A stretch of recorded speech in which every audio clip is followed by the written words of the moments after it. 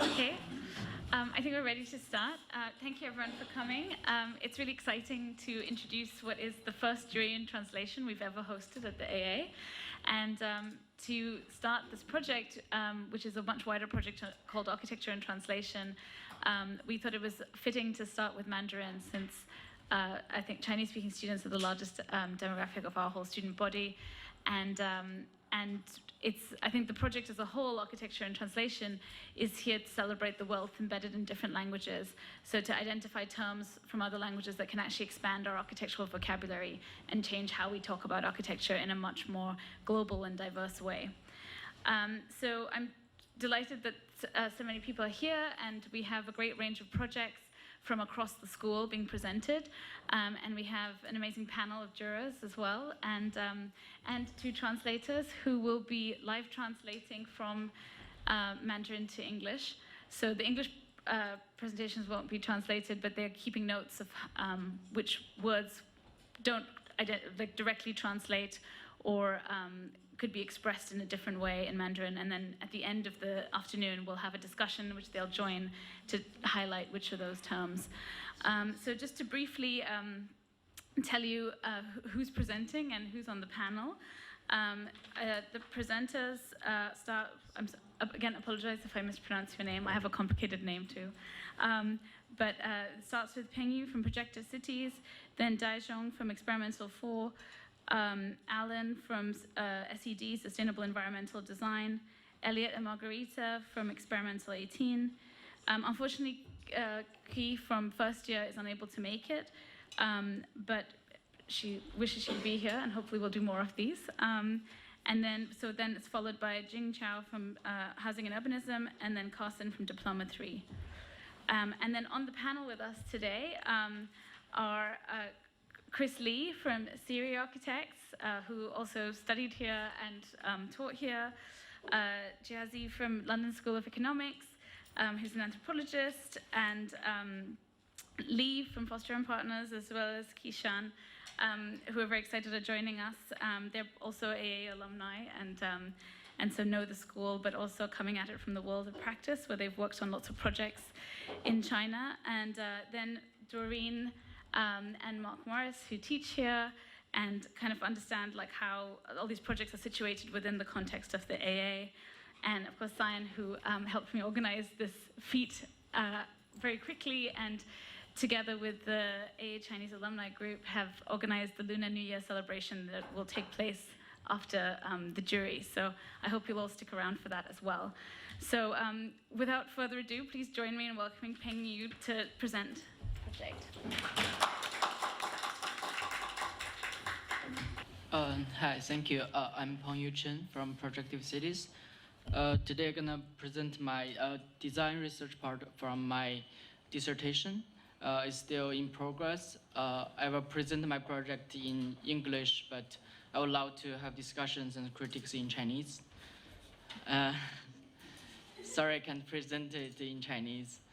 The project is called Density, Proximity, and Temporality, forms of collective living of new workers in the context of production transformation in Beijing. The term New Beijinger is not a social term. First time being used and defined is when Beijing first time providing public housing to non-Beijing residents workers in 2017 to define who is eligible. It is defined as non-Beijing residents with a stable employed in the city without housing. For the applicants, there are further requirements, but very importantly, the applicant's profession needs to be correspond with the industry of Beijing's development plan. This requirement is a supplement for the Beijing's new urban planning to stop urban sprawl. The city is going to shift from a mega city with multiple subcenters. With the urban planning, Beijing is shifting multiple city functions and displacing populations in the related industry to the subcenters. The production mode of Beijing will shift from manufacture and construction to more cultural and technology-focused industries. The major labors will also shift from manufacture and construction labors to new types of highly educated workers in technology, internet, and culture industries. In the history, large amount of migrant workers flooded into Beijing has created a problem of illegal housing. We may assume that the better educated young professionals with higher salaries will not have the same problem. However, with the increasing higher rental price every year and the urban condition of the Beijing, the amount and the form of housing are insufficient to provide housing for the new workers in the city. The major housing options for the new workers are in the periphery area of Beijing outside of Fifth Ring, with a lower rent but a long commute time up to 2 hours. The aim of the research in the background of the current urban transformation, production transformation, the aim of the research is to rethink the new workers' current housing situation in Beijing and to search for possibilities of new forms of collective living for them, not to only provide housing, but also generate community and supplement their cultural and entertainment life. The disciplinary question is, what is the role of housing in responding to migration of workers in the backdrop of production transformation? The urban question is how to design a fluid housing system on the urban scale with consideration of providing residential infrastructures and public space in the diverse urban conditions. The typological question is, what is the typology for new workers that provide high-density housing and also support the possibility of forming collective life with their diverse lifestyle, daily routines, and the residence time in Beijing? The subject of the design research is further refined to a more vulnerable population in the new workers. The design subjects are relatively young, at the age of 22 to 30 years old, just graduated from university or just arrived in the city. They have a relatively lower income since they just started their career. They either work a full-time job or a freelancer need to live in the city. This is also responding to the public rental housing policy. The subject is not included in the policy, but having more housing pressures. The subject can accept less for privacy, living standard, and size for lower rent. Although the new workers have a relatively higher salary, they would not spend more than 1/3 of their income in the rent, since they would either need to send money back home to support their family in the rural area, or saving money to buying an apartment in Beijing in the future. They are still willing to live in forms of illegal housing showing on the right for the shorter commute time and lower rent. And last, since the majority of them are still migrants, they are lacking of sense of family and the community in the city.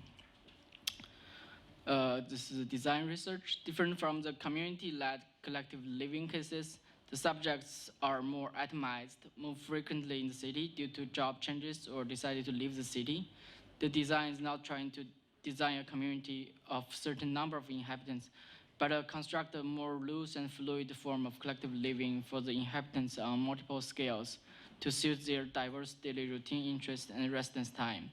The project is aiming to generate a system that becomes a medium that allows collective living to happen through negotiation inside and between different collective scales. The design starts from the individual units. In Carol Tiger's diagram of collective dwelling, the private unit is pushed to the minimum with only individual living cells. All the other domestic programs are shared. Through minimalizing the functions of individual units, it seems more space for collective programs and creates a condition that collective living is more encouraged. This idea of minimalizing the individual cell in terms of size and function does not conflict with the subject and is similar to their current living situations. Each private space only 6.25 square meters, slightly larger than the regulation requires.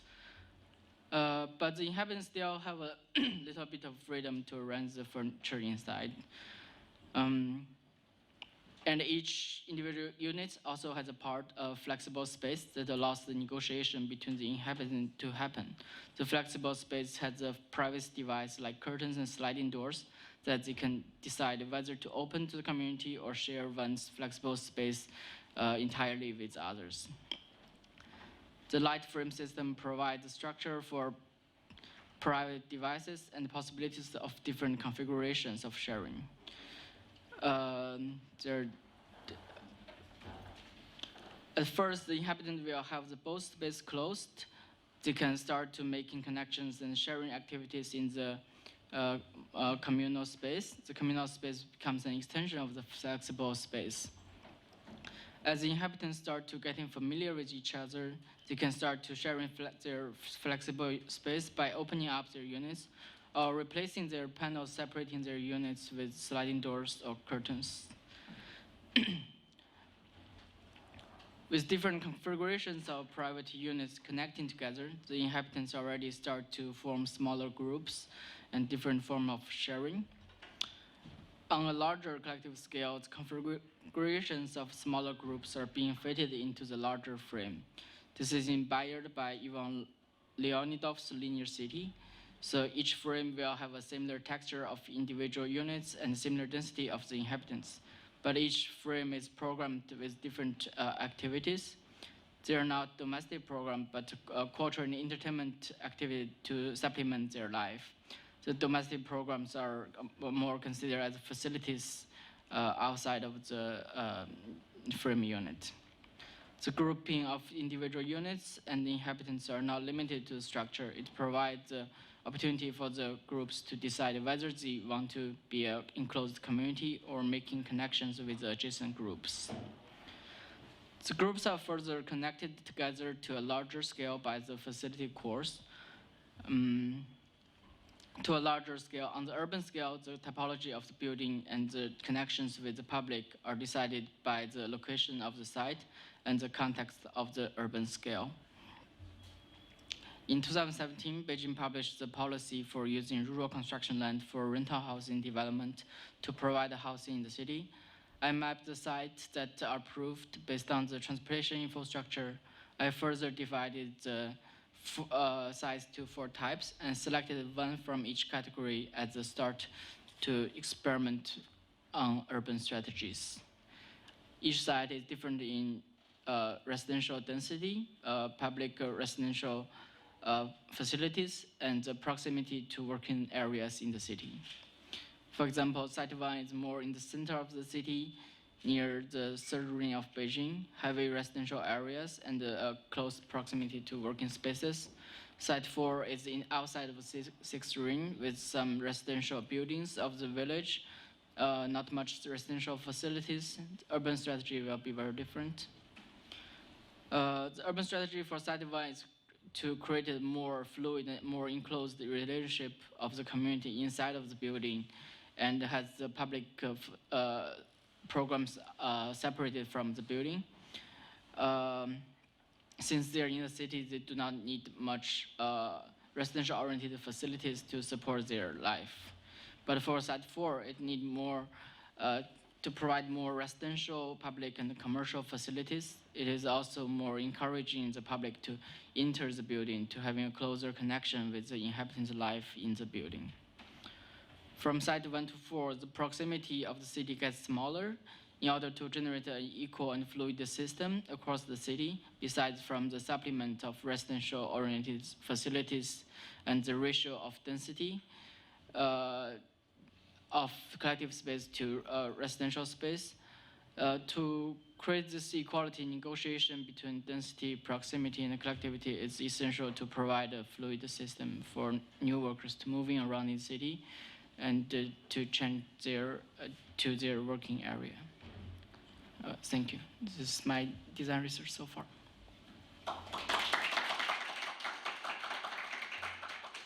Since we are doing translation, Yeah. I'd like you to start with your bit of translation. Okay. If you want to describe the words you use, for instance, an individual unit, Yeah. and perhaps approaching a more communal or collective unit, Yeah. what would be the Chinese terms you use to describe these core approaches? In Chinese, the individual unit will, for my research, it won't be translated into 私人单位 because it's not for private.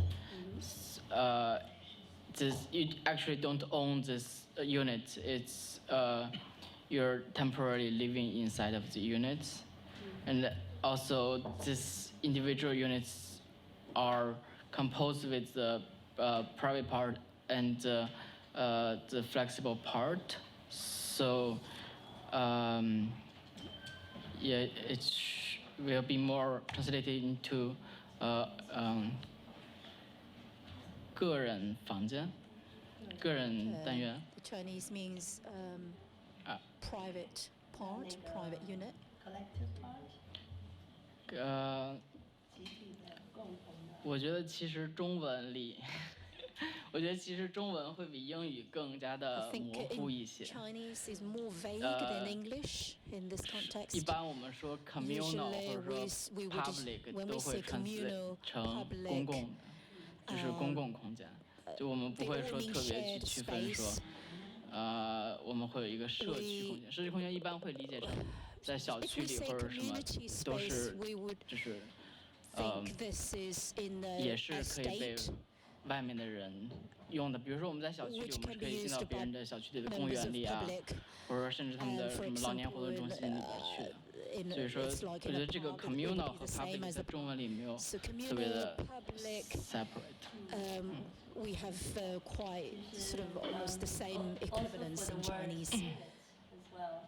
Yeah, also unit. 单位这个字，单位中文里还蛮复杂的。对，还感觉单位在上有不同的意义在。对。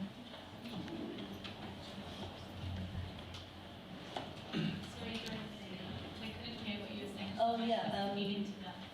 So also to add to the word unit, I think the word unit when translated in Chinese is quite complex. Use that middle microphone, sorry. Can you use that microphone just because this doesn't seem to be... All right. Okay.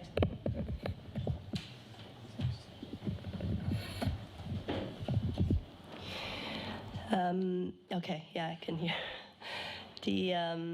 The word unit, when translated into Chinese, is quite complex. And I think people at the table would say you could say it's 单位，但是单位它有在历史上有很多 But 不同的 then 意义存在。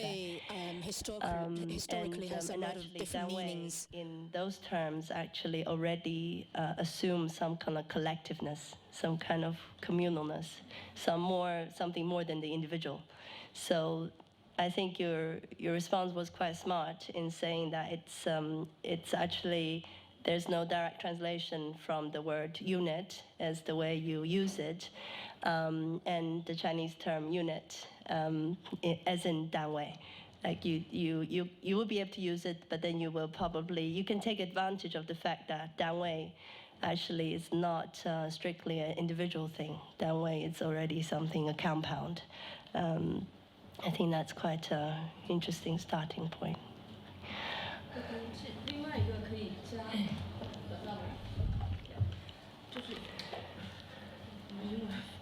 ，just to follow up on that, another very important point just touched on is actually the idea of collective or the idea of community vs the idea of public. Because in a way, we can say that the term public didn't exist in China, like in traditional Chinese society, because the idea of public is the way we understand it in the West is very different. How Chinese people understand how to share among people. And also you mentioned the word community, which is also a very interesting concept. Because here, I say, for example, in London, when we say community, it refers to, say, a group bounded by interest. It's not a defined group, but in Chinese, there's two different ways to translate community, right? You can say 共同体，或者你可以说是社区。那当他说是共同体的时候，是同样共同体也是一个在早期 community 这个概念进入中国的时候，大家社会学界确定的一个共同单义。但是慢慢它现在变成社区这个概念之后，社区是一个，它是一个行政，它是一个行政单位，是一个 administrative unit。然后所以 It can be an 当在中国去讲社区这个概念的时候，或者说你刚用的词 So when in generate China, community 的时候，它里面有非常多不 that 同层面 community 的含义。 has several 你是指 meanings 在 in social 层面的 China. So 含 do 义， you 还 mean 是指在行政层 social 面的含义， or, 以及在说我 or 们在中国去讨论 community 这个时候，它在政府层面那个行政的分区跟定位，对它community building 就社区建设有举 different 足轻重的作用。 areas 然后这一 defined 条 by the 是 government. 一般在 So Western which do context you 里面 which are you 不太 referring 有 to? 的。 我觉得我在用 community 肯定是还是在 So my 去 So by 去 community, 把它当成一种 relationship， I 不是 treat 把它 it 当 as a 做一个 relationship 说 rather 我 than 们这样就像中国的那个小区 like 里，我 in 们这样一个代表， China, 这样一个楼， in 这样一个单位， development, it's 就是 a 单位， block 这样一 or 个 a tower. It's a 怎么说呢 unit. 但是 Oh, 它是 I 一种 use the unit, the word again. relationship。 So how do I say? It 它这个 describes a 地 relationship. 这个方案想要去让每个人可以同时属于多个 community， 去它在这种交叉的关系中。 So it's about relationship between several community. It could be relationship between several communities. Collective unit, Yeah. purposefully in replace of, communal unit. Is the term collective intended concept, which is you want to differentiate with the communal unit or public area.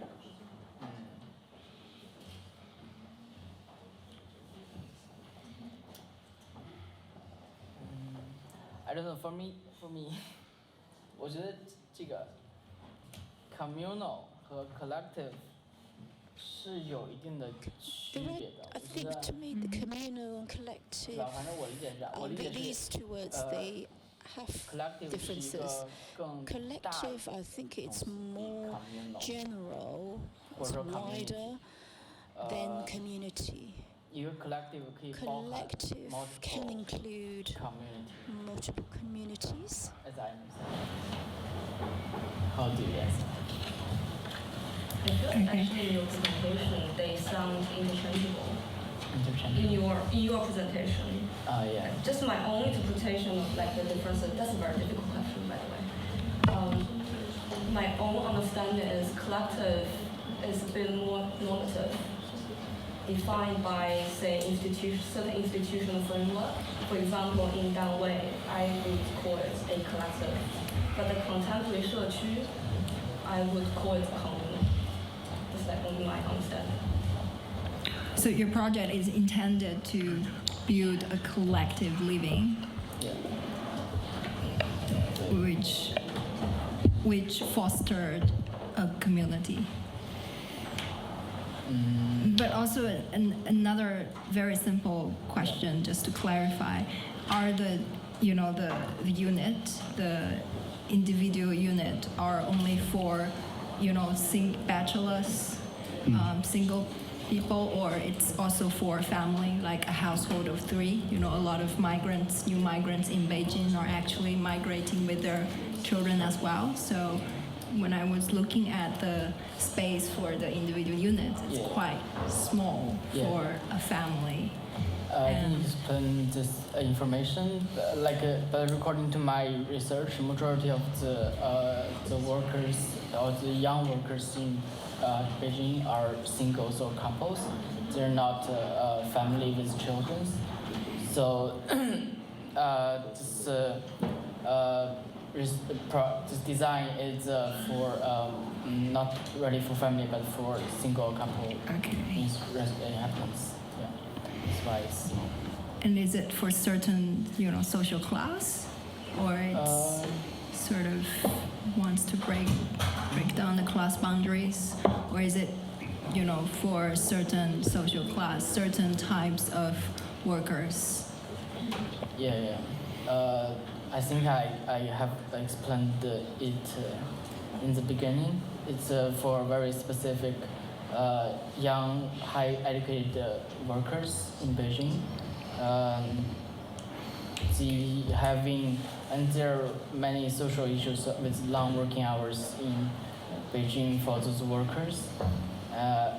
And apparently Beijing are encouraging to have more of this type of workers to foster technology and the third tier industry development, and this population of the second tier workers to the subcenters of the city. So the majority of the subject will soon all becoming of this the subject I'm describing. But the thing that links them is these young couples or single people educated are that they are immigrants to Beijing, yes? Majority of them, yeah. And so when you talk about this, I want to come back to collective again, because I like the slipperiness of the term. You talked about collective scales from the unit to the city. And I think in the drawings, we were very much caught up in the single unit or the various ways you deploy furniture within a standard cell. And then you show the floors, the collective at another scale. But if we think of this notion of scales of collective, does it only operate at those sort of three moments? Or do you imagine, and zooming in even more, would it matter to me if I only have this room of 6 square meters, what the design of the door handle might be? Or if I could have my own door handle for that space? Or what are the height of the windows? Are there ways to individuate these cells, no matter how small, that they become somehow rooted to an identity? Or are they all meant to be, at an architectural level, at the level of interior design, self-same? Sorry, your question is? The interior of these cells, I would imagine, becomes a real focus of the next step of your work. Do you care about those smaller details within the space of the unit, or is it mostly about the design of those larger plates of the building floor? Because at the scale you focused on, that cycle of plans of the unit was the most interesting, where the bed flipped and where I might get a desk in, or there was a plant or a place to put my clothes. Those became immediately specific, but in a diagrammatic or a notational way. Is there architecture to be brought to that scale that you're working at? For me, the showing of the different configurations of the individual rooms is to show that the inhabitant has the freedom to reconfiguration these rooms. It's not I'm designing this room. Also, it helps me to learn how big this room should be, whether it should fit a double bed for a couple, and for different situations. But I'm not really focusing on how to design the interior for this specific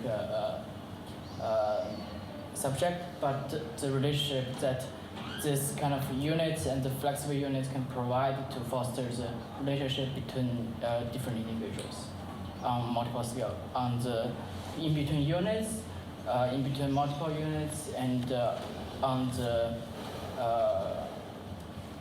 the larger scale to connect with the public. I guess just linked to that, those plans showed these larger collective spaces, not lobbies, but living spaces, yes? Yeah. And what is your stance? Because I think we got from your presentation your attitude about the units, but we didn't discover, you as the author of the project, how you were addressing those larger spaces shared by multiple units. Because that's another scale of collective, isn't it? We've moved from the unit to this space shared by maybe 20 of those units. Currently, I'm defining them with different programs that could foster between the inhabitants, but does not belong to the traditional sense of domestic programs. They can transform into working space, they can transform to what we consider that, and also the leisure and cultural programs that is kind of like a, kind of gentrified by that is not so available for them because of the high price that's generated by the market in the city.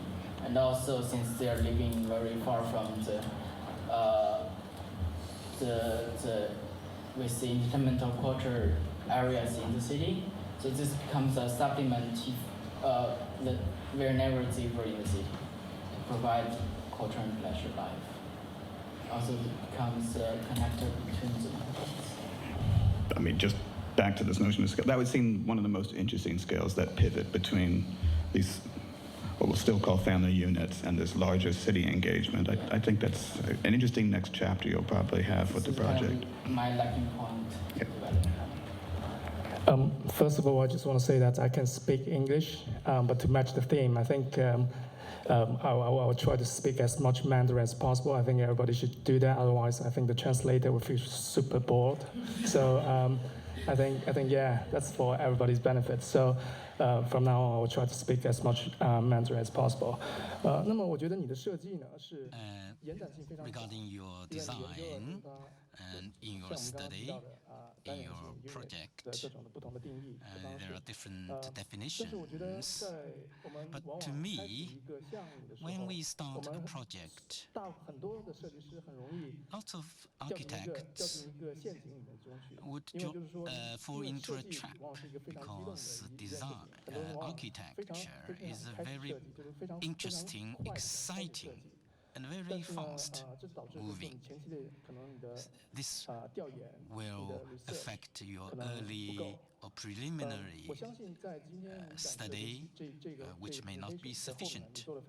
So you have done lots of studies in your project, but I don't think you have explored all the directions in your project. There are, what can I say? It's your project is rather vague. In Beijing, a city like Beijing, what are the demands from the people? You talked about groups of people, families, and individuals. So studying, ground study or research might be boring, but they are very important. You said the units should be flexible, so I think you should explore this further. In terms of your architecture, I think you showed us the flexible part. But in terms of flexibility, how do you control or adapt to different demands? You also talked about details. Each group of people have different interests. Family can be a couple or include friends. It's a different dimension. So you can go into details in this. In terms of structure, you talk about diversity and the modulation, and how do you go about the modulation of your project. This is also the direction for your study. This is a very big topic.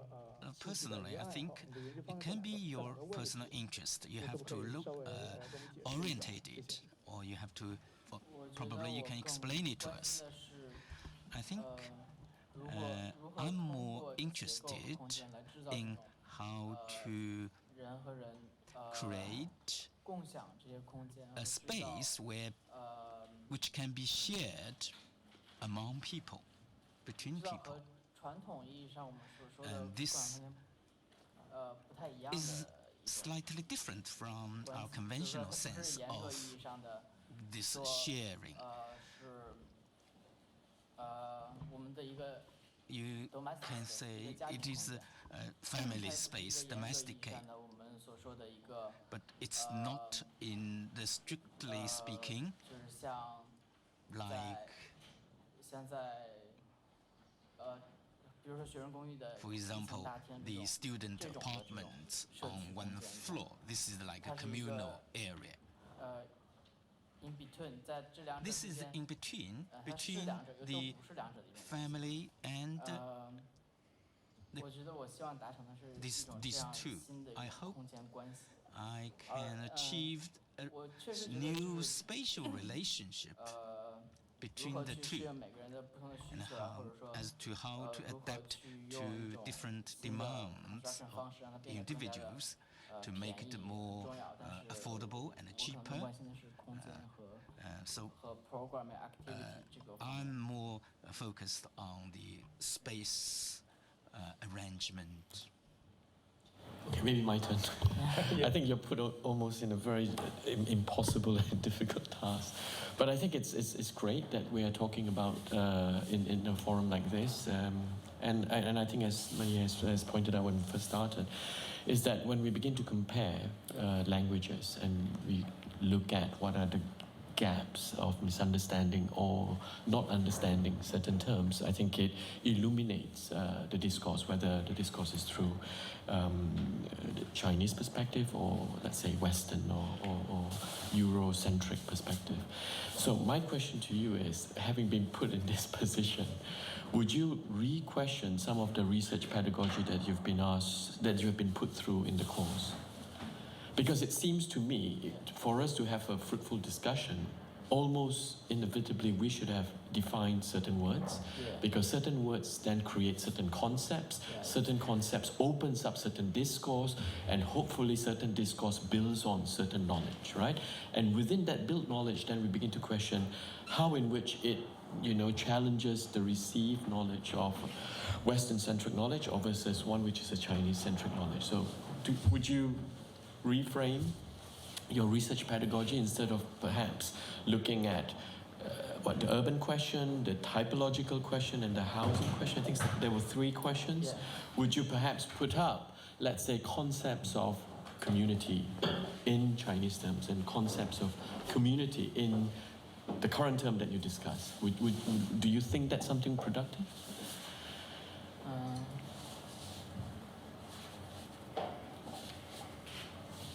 You mean with like a Chinese way of thinking of the community? Will it be productive to? In your research, right, so far, yeah. Because I think in a way, even you are struggling in a way to define, right, those terms that are so critical to you. The reason why I'm bringing this up is that, of course, one of the first few documents of knowledge, the encyclopedia, that was drawn up in the 18th and 19th century, they always start with the word, because it is through the etymology of the word that words creates concepts, and then concepts builds on to create theories, opens up discourse. I think a very great example are the French encyclopedias. Quatermaire de Quincy is one of them, for instance. Mm-hmm. So if this understanding and the formation and creation of knowledge is so critical, that resides so critically on the definition of the words and concepts, then obviously we would want to see those up there, right? I mean, your program, Projective Cities, would have an interest in these terms as a baseline of research. It also has one way to assign value to those terms would be through historical references or precedents. And I know Projective Cities is interested in deploying precedents in a certain methodology, but we didn't really see explicit references. Is that a part of your research? Is that how you come to the project, or why is that not a part of your presentation today? Because it might have helped with some of those terms, or to give a framework for basic terms. Yeah, just because there is students that couldn't fit me in. Mm-hmm. And come back to that question, I trying to define the term community in my project. Is that what you're trying to ask?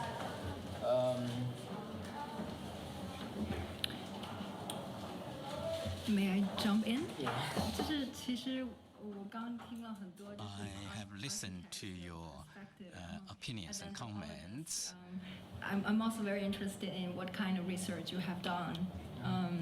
Was it based on survey or? So your survey is in terms of questionnaire or survey or door-to-door visit. So So how do you conduct your project? So how do they describe their life? Yeah. What kind of language do they use in answering your survey or questions? Imagine the life they aspire to, and I guess you want to build a space, a kind of architectural space for them to live in the aspired way. The kind of social relationships, 就他们是想要什么样的一种 So, in short, what kind of social relations do they want? I don't know whether this is your preliminary topic of study. For anthropology, we will look at this in this. Sociology researches like that. And for me, how I attracted the profiling of the subject is through statistics, and research has been done on the renters in Beijing, and also there are several researches being done by the rental corporations for their own development, but I extracted this information from there. But I think also come back to his question, it's important to having a more thorough research if you really want to do a project in Beijing for them. But I'm kind of using the subject to speculate into a new relationship of community rather than to become a real project in China. 我想就是的这一点上，因为你这个项目其实我看还蛮清楚的，我不知道是不是因为这个unit setup 的关系，就你有 individual scale 的东西，然后你有一个 complex scale 的 community scale 的东西，然后你有一个 city scale 的东西，然后就目前来看。这个三者之间的关系不是特别的明确，但我相信这个是你们 unit 想要去就是讲的这么一个关系吧，就你最后应该是能建立起来的。然后我会觉得你其实听你自己的 interest 应该是在中间那个 scale， 是你真的想要去把它做成一个 architecture， 然后想把这个 space 做出来的。所以。To go to this direction, and the previous critics have said about what kind of community or space would you like. So as an architect, we need to focus on their behavior model, their work pattern. And also, I've heard you say some of them are industry-based and located, and that's where also why they choose the location. So it also related to their working hours, because different groups have different hours. You have to understand more about their habits, their requirements, and also the section on the living is very basic. It's only on sleeping. But what about the other requirements? Because at dinner time or eating, or do they have dinner meal by themselves or with others? In terms of social life, different companies have different ways. And also it depends on industries. So this, to have a more understanding of these will help you to define your terms and a scale and what space is needed. I would like to add, you can take advantage of the usage of Chinese, like a word, the precise meaning of a word. What does it mean in 我所谓的 Chinese. 单位其实是 So 那个 intermediate what zone I mean 你的单 by 位 unit 不用是 is 从 actually is 从个体性的 intermediate. 单位， You 可以 don't 是 have 从 to 你的比 say 较 it's 群体性的 individual. 单位开 It 始。 can be a 那你这样子， collective 你 or 很多那 group. 个相对于刚才 Mark 所As 在 Mark 询问里面一些 said, detail 的一些 concern，就是到底 there are 是 some 谁去做 detailed 这些空 things 间 we 变化， need 那谁去 to determine go 去决定 去 to 参与它的一些 decide 空间的变化。那 how 如 to 果它已经是一个 follow 集体或是群 the 体性质的一个 changes unit 的话，一 of 个单 the 位， 那 and 你 in 的 terms of brief 就变得很不一 unit 样。 or 那 danwei. 就我觉 So 得你的 starting point the 可以 project 被 shift。 will be 所以你不用 have a 一直 new 说要 dimension. 从 So 最 private you don't have to 最个 say 人化的 start 一 from 个 the 单位开 private 始，你可以单位就是你说这是一个 individual. 等于是在 You 中文里 can 面的一个 say 特定性。 danwei in 你从那个定 Chinese 位开 has 始 its 把你 own 的，就像你的 connotation. presentation 一样，你不用从你那些等于说比较 cellular 的一些layout 开始，你可以直接就 So you 从 can 那 say 中间已 start 经开始有12个人 from 坐下来吃饭。那这样子是12一个 people 一 will 个 sit 行为 down 关系的 to 定位， have 那它空间需要什 to 么？ have a meal. 然后 This 呢， is a 有一些像 requirement 比如 for 说大家要唱 space 卡拉 OK， and unit as 那你 well. 可能就是有 Some 一些 people want 一 to 些 have 空间上的一些 karaoke. 需求，你可以把这个做 And 成一 this 个出发 requirement, 点。 this 那 also 其他你要 requirement, 怎么 and you 睡， can 怎么去 take it 分 in. 割，这我 And 倒 how 觉得 do 可以 you 是 divide 是 the 另外在等于 space 说 as second well? phase 再去 So 做。 this can be the second phase. I think we have to move on to the next presentation, but thank you very much.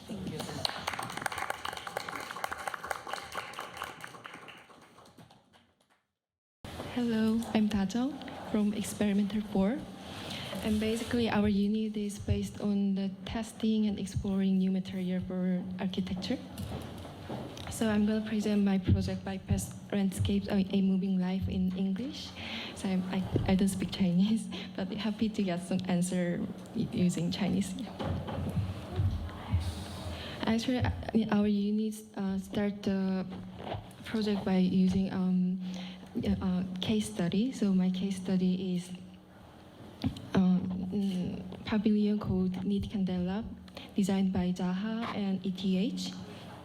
And I was interested in this project because normally the fabric is not used as architecture structure components, but not only used for the decorative purposes. But in this project, they use the fabric as a mold when they're making a mold, and also use this fabric as an interior decorative purposes. So it was very interesting for me. So I started looking at the process of fabric former, exactly following their process of making this pavilion, because at that time I was not really familiar with making some architecture structure by using fabric. So at first they made this geometry by using computational method, and after they finding a proper structure and aesthetically fine in geometry, they use the ordinary industrial kneading machine to generate the fabric for this structure. And actually it only takes 36 hours, and also the weight is only 25 kilograms. So the kneading is take place happening in Switzerland, but they moved this to the Mexico where this pavilion is seated. So at that time they only used 2 suitcases to move this fabric from Switzerland to Mexico. So I thought it is one of the advantages using the fabric as an architecture purposes, and also for the structure thing. Even they need the timber structure to hold the fabric to make it as a mold. So I think one of the advantages is really light material, and also after they moved this to the Mexico, whole process of the construction only takes 5 days. So it is also very short time to construct some, even it is a pavilion.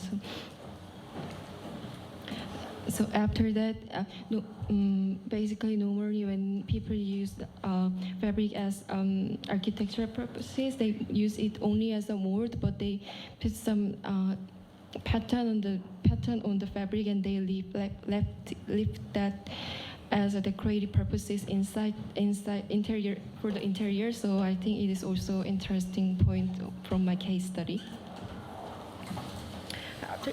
After that, I am thinking about normally in fabric formwork process, people use only the singular material on top of the fabric to make a share because of mostly because of the structural reason.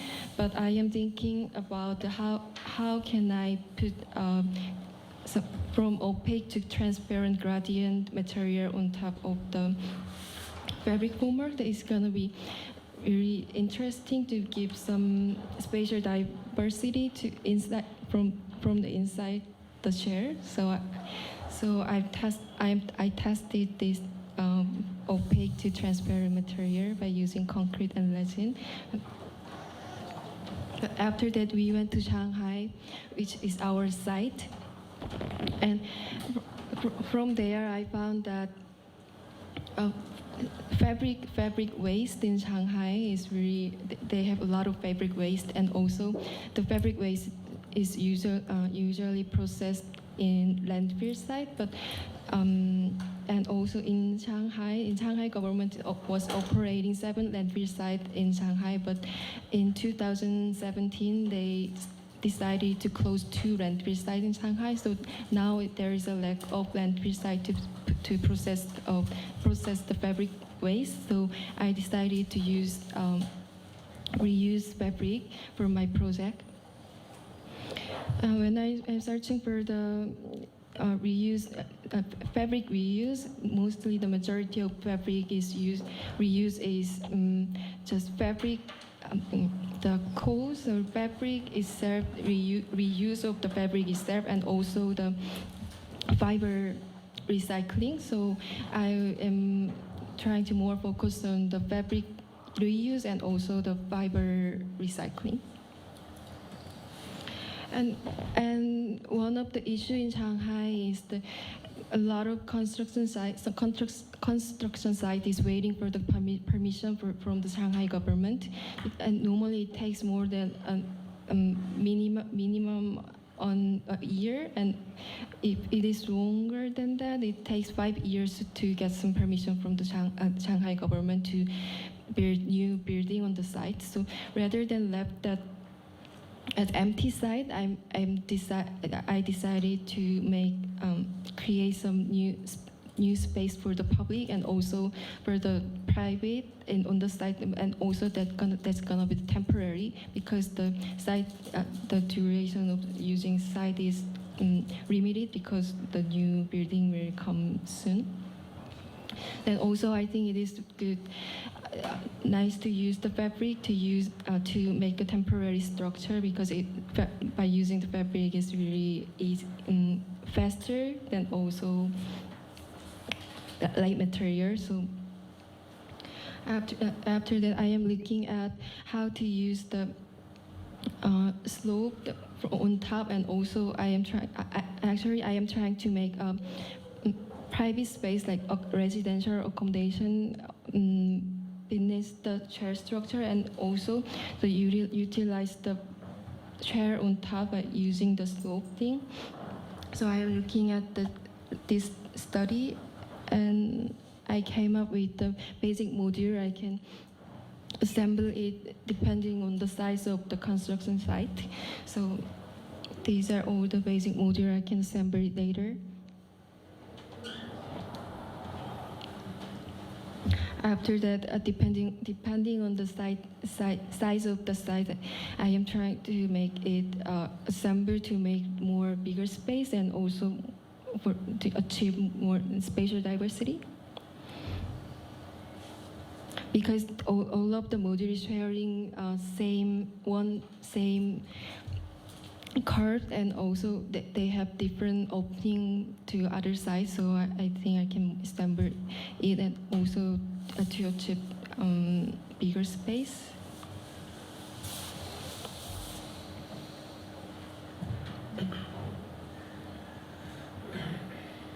So I studied about how can I use the module itself and also beneath the chair. And so this one is the residential module, and this one is the cafeteria, and this one is the educational space for the construction site worker.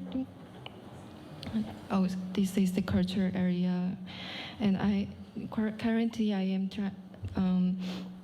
trying to figure out how can I apply the gradient pattern on the chair. So it is one of the exercise that one of the structural exercise. Basically, I am thinking to put gradient depending on the structure weakness and strength, and also that these are the fabric patterns are the other method I can apply in the future. Yeah. Thank you.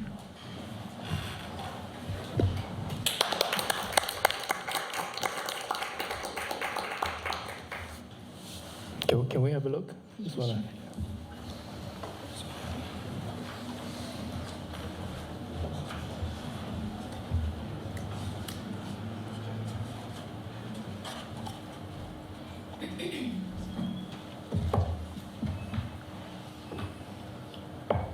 Maybe just can you elaborate a little bit, like how you, what are the criteria you use to define what is a residential module and then what is public module?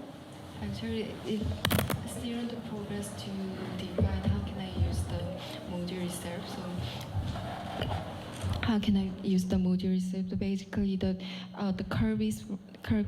curve at the surface is all the anticlastic surface called anticlastic surface, which is very strong to make a thin shell structure because they don't have any bending and compression, only have tension. So I was trying to make the module by using the anticlastic surface. And after that, currently I am trying to assemble that to make some more diverse space. And now still studying. But my question was actually because you mentioned you have a residential module, public module, right? So I'm just wondering what are the criteria you use to define, like, okay, this is residential, this is public, or do you need to define that? Basically, I am trying to make the residential module in the beneath of the chair, and also using the top of the chair for the landscape, and it is for the public. It's whole basic strategy I am trying to achieve now. So it's based on the spatial quality, in a way, produced by the form. Basically, yes. Along science direction, if anticlastic surface or structure is the answer, then what is the question? If this structural module, anticlastic surfaces, is the answer, yeah. What is the question? What is the question about? Why create all this? Why? What are the challenges? What are you confronting? What I am trying to do is mostly if we create something on the empty space. Mostly they only use the inside space, but I am trying to do is make some residential from the inside space and also utilize on top of the chair for the public, and so people can pass by there. Yeah. Another way to put it is that if you have a hammer, everything else looks like a nail. So I think it's important in the life of a project to clarify what are the challenges, right, that you face, as perhaps a disciplinary question, or whether as a practicing architect, and of course, accompanying that, what are the theoretical questions? Yeah, right? that's true. What I find hard to enter this discussion is that we don't know what these are for. Of course, it could be many, many things, but we will not be able to evaluate, right, the efficacy of these modules unless we can compare these modules with other solutions to the same problem. Yeah. Right? Basically. Because otherwise we'll be waxing poetics over a couple of objects here. Yeah, I agree. But basically, our unit is more focused on the material study. So now I am focusing on how can I apply the different types of fabric on top of the chair. So, but your point is also I need to think about in the future. Yeah. Okay. I just wanna. Can you understand Mandarin, or you prefer to speak English? No, No, let me just speak English then. Yeah. Yeah, it's easier. I can do it. In your case, personally, I think it's very interesting because I graduate from Mentech, so and material research is one of my background, and I think it's extremely interesting, and I think there's tons of potential for it. Couple of things. I think first of all, in your research, you're talking about the fabric and the resins. Personally, when I was in AA, apart from the course I did, I also did a lot of research by myself. I made a chair by resin, by fabric, and those things by myself. I think it's very interesting. So I did a lot of research just for myself. And a lot of design can adapt to it. I know you're in the early stage of developing the research, developing the materials itself. But I think you should also start to combine with how you use different algorithms to study the forms. Which form is the strongest? Which form is the weakest? And where to adapt those forms to. You can start with when I was studying the AA. We learn a lot of genetic algorithm and evolutions and those things. It's not just 5 of them. You're probably going to have thousands of them, and then you will find which one has the best performance, and to which field, and what kind of materials. And I can see that you start to mix different fabric, and what's the performance of those different type of fabric, and also there's a lot of 5 or 6 of the resins types over there. I think you should explain a bit more of which one is kind of the best in terms of the way that you're going to use them.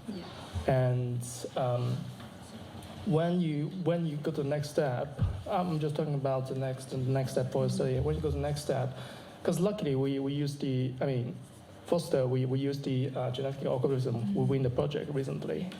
It's in Shanghai. Yeah, it's. I was 10 years before, you study it, and 10 years later you win a project. It might happen. I mean, this thing, because architecture just develops so quickly, and a lot of new ideas just come into practice. And maybe 10 years ago it's not practical, but 10 years later you never know.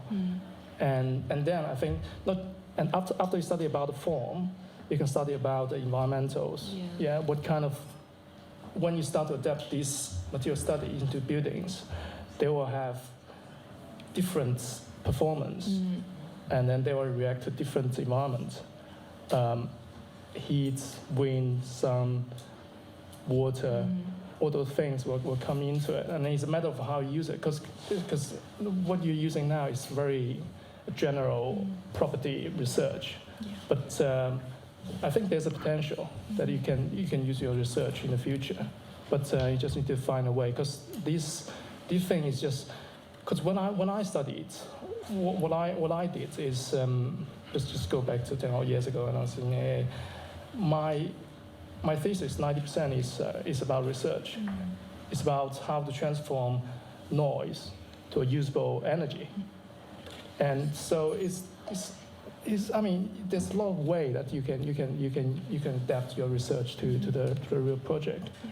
So I think be positive, but you just need to do a bit more, I think. Yeah, thanks. Ounce for ounce, the modules are more frame than fabric. And I know there's an agenda with the fabric that you're using recycled fibers, or some proportion. But forget the fabric, I'm really interested in the laser cut MDF. And if that system, if that language of form only works in one axis of recombination, is that enough? Certain configurations you had were sort of centrally planned.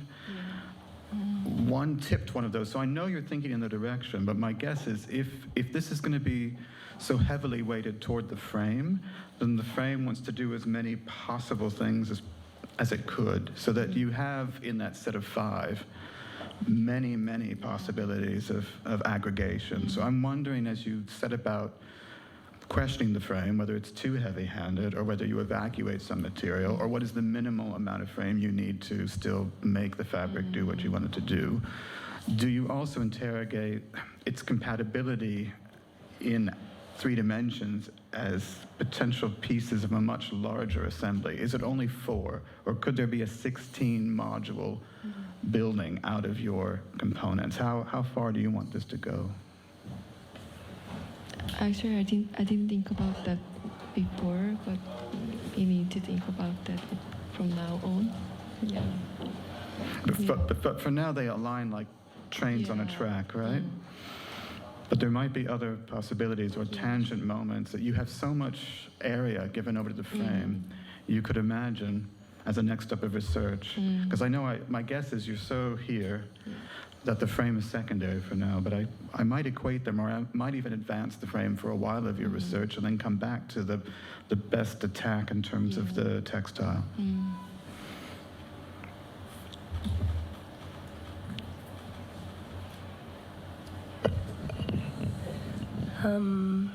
You've chosen to be very muted in your palette of fibers and fabric and colors.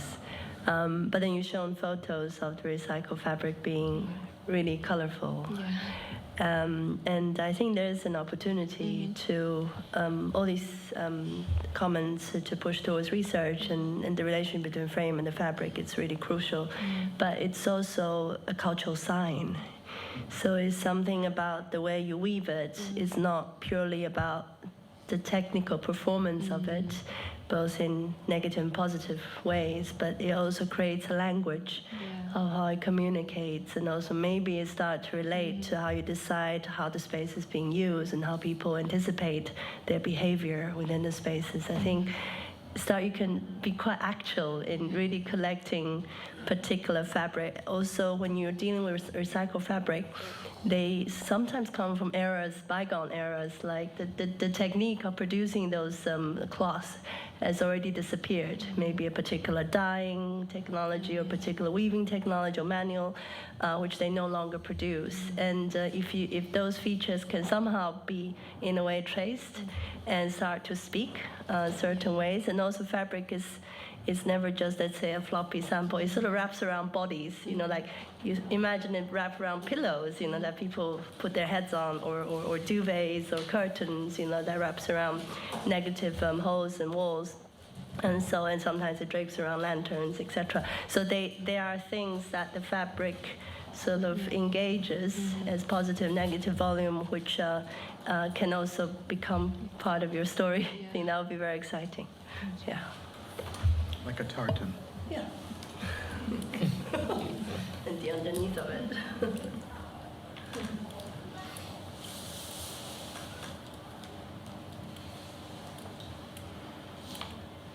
I mean, there's a sort of mythic origin story around Western architecture. The primitive hut, or the temple in the woods, as if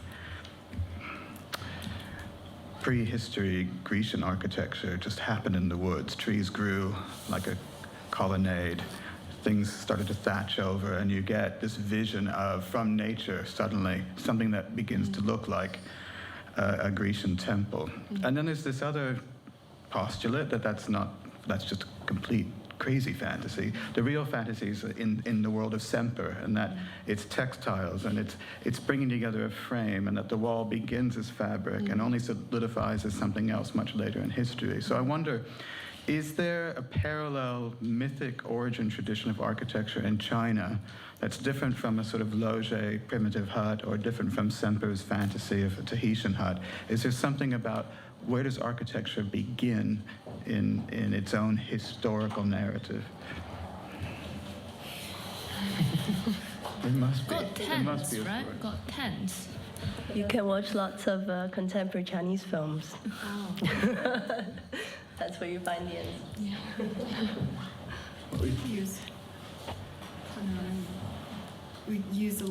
We use different kind of materials in different regions of China. I guess you all know more than I do as architects, right? No, but that's an important point, I think. Essentially, I think what it points to, that architecture cannot be discussed from a technological perspective. Yeah. Because when we make, even with technological solutions, we ultimately make cultural decisions. And cultural decisions are, at the end of the day, discursive, right? So for instance, the origin of architecture through Logier, through the primitive hut, essentially it's a Greek temple, was an attempt at the 18th century to justify that Greek architecture is still the architecture that is more worthy to be pursued in the light of the rise of the sciences, the rise of the engineers, and also in the realization that there were architectures that predate Greek architecture, for instance, Egyptian architecture. So therefore, we could say that the decisions that we make about what architectures do we adopt ultimately is a cultural question, right? As much as what has been pointed out. Yeah. So this is where I find the most missing, and this is why I said what I said before. If this is the solution, but what is the question? Exactly. I think everybody is saying it has a potential, but it's still in a very early stage. You need to adapt to the culture, adapt to the history, and then find the applications where you can use it. And you just need to do a bit more. Yeah, I think the culture. And also, one thing I want to point out is about when we're saying, sustainable, so use the reused materials. You need to, not just about the material itself, it's being reused. You need to consider during the process, when you transfer the materials to be usable materials, there's a certain energy it's consuming during the process. And is that worth it? Is that not worth it? You need to consider that as well. Yeah, and it's not just about the result, it's about the process as well. That's that total thing, that's how it achieves sustainable. Yeah, thanks. Just to follow in the cultural aspects in technological experiments, even the idea of reuse itself, the perception of reuse in Chinese context is quite different. How people understand reuse or recycled material, it's quite different way. So even that, you have a cultural aspect in your project, potentially. That's what we're saying.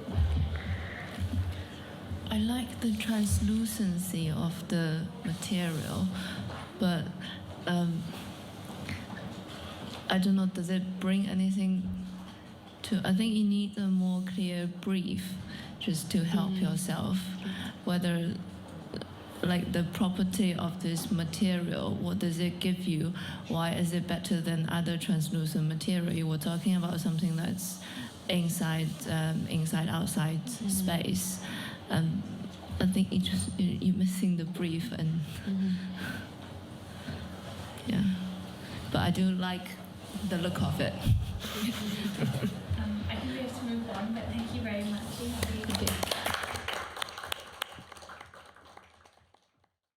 Thank you for being here. 新年快乐.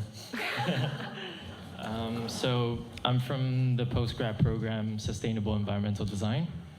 And for us, we focused on data-driven design using a combination of vernacular architecture, environmental science, and computational analysis to inform architecture and,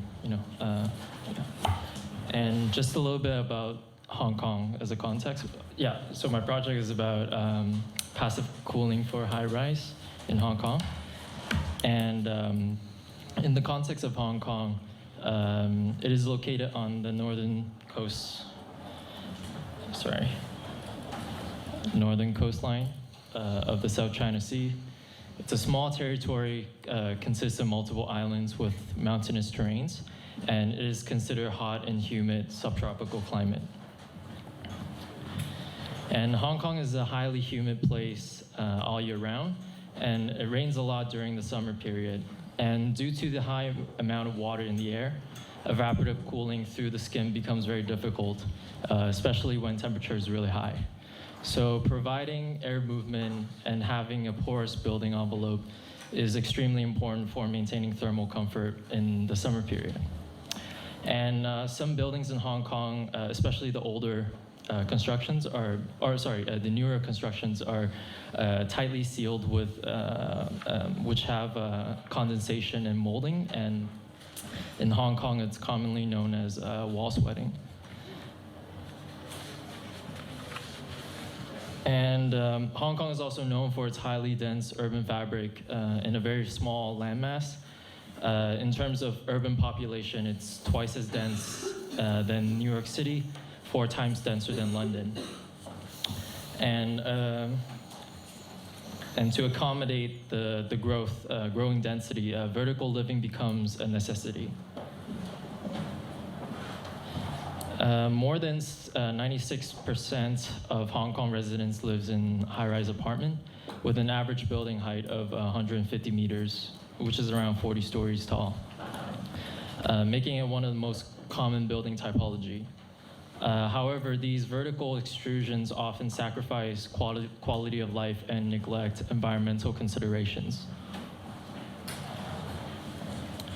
And even though Hong Kong benefits from air movement from the sea due to proximity to water body, because of the highly dense urban morphology, it restricts the amount of airflow going into or further into the city.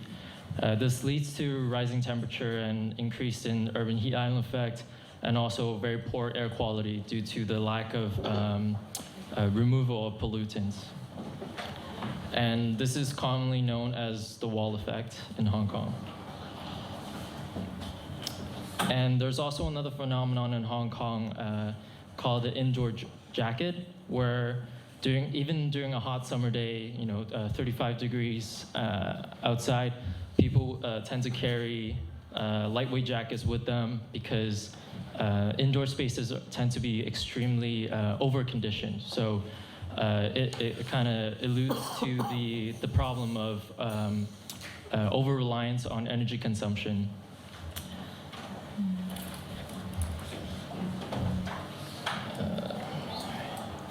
So the research question for my project is can be summarized in three parts.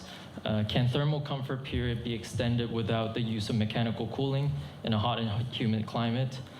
Can vertical density be achieved without sacrificing environmental performance? And third, when, where, and how can a building be opened up to outdoor environments? So I did go to Hong Kong and did some field work, and I think a great place to start is to survey and ask questions about the locals and observe how they deal with heat. And what I've noticed is that people in Hong Kong are extremely resourceful and adaptable. During a hot summer day, it is very common for people to carry umbrellas for not so much for rain protection, but for direct protection from direct solar irradiation. And also, people are very in tune with finding shade spots. And also, in terms of infrastructure, Hong Kong has a lot of shaded walkways, which allows for rain protection, solar protection, but also for better ventilation because they're elevated.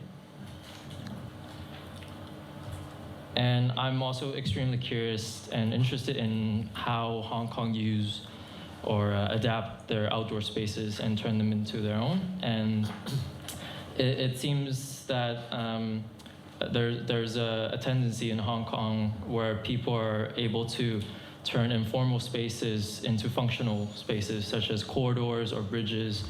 As you can see in some of the photos here, a lot of them are being used for drying the laundry or finding a shading spot to play chess.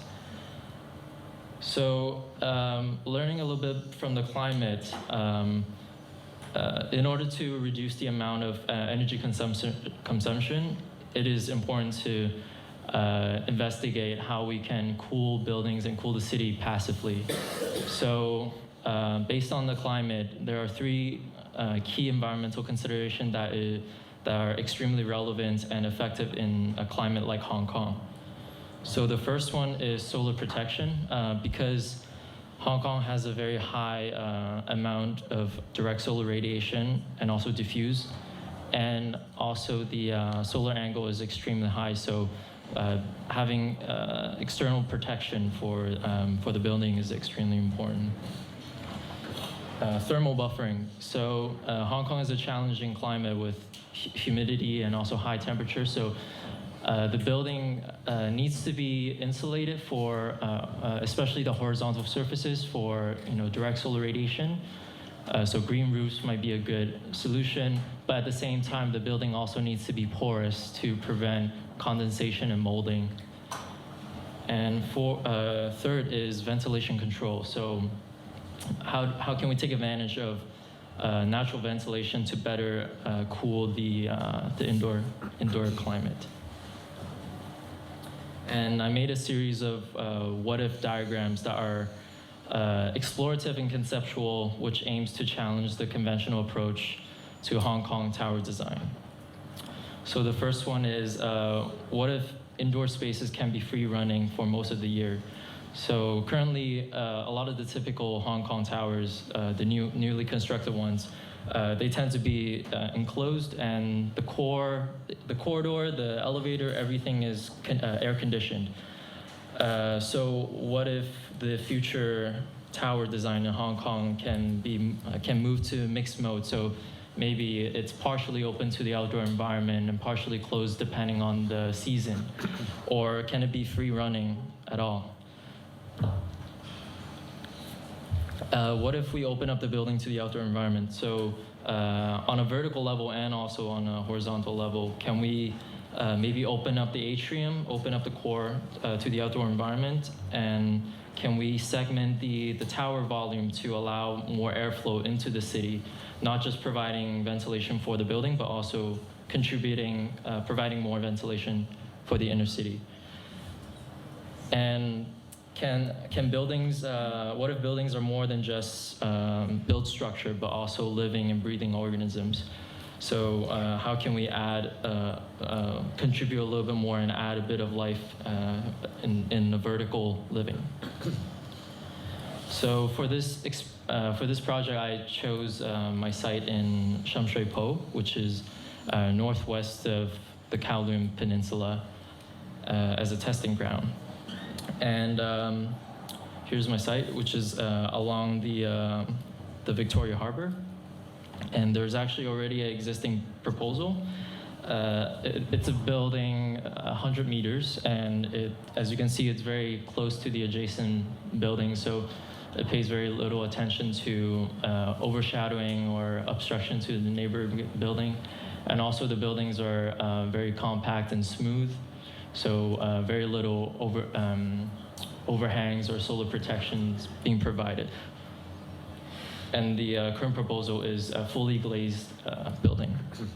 So what I'm trying to do is to optimize the volume by allowing more daylight to the neighboring building, increasing the density and height, deconstruct the mass to open up the atrium to provide a more breathable building, taking advantage of stacked effect and cross ventilation, using thermal displacement to cool the indoor spaces.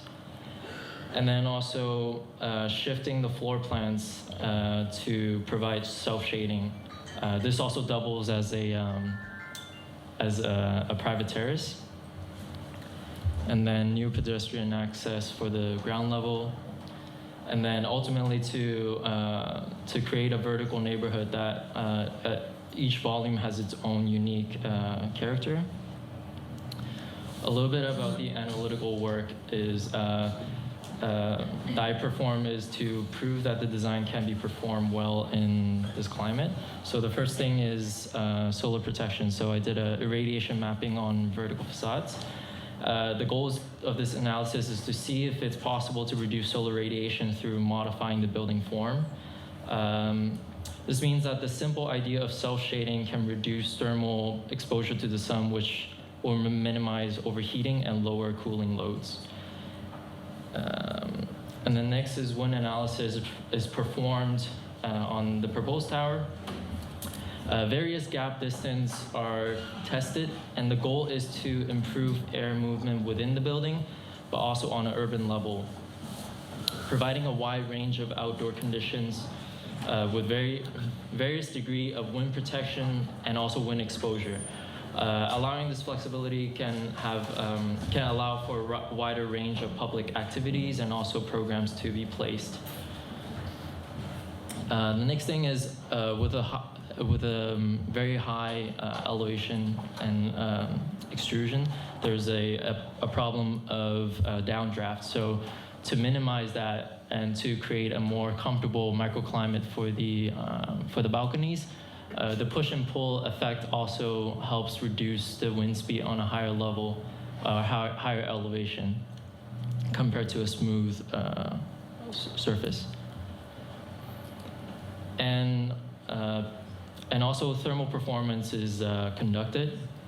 So basically, to summarize these graphs, depending on the season, different strategies were implemented. So the summary is that during cool weeks and mild seasons, passive strategy alone can bring the temperature down to a comfort level. And out of the year, only a little bit of mechanical cooling is needed during extreme hot periods to bring down the temperature. And as a result, the improved design can reduce the annual cooling load to 35 kilowatt hours per square meter.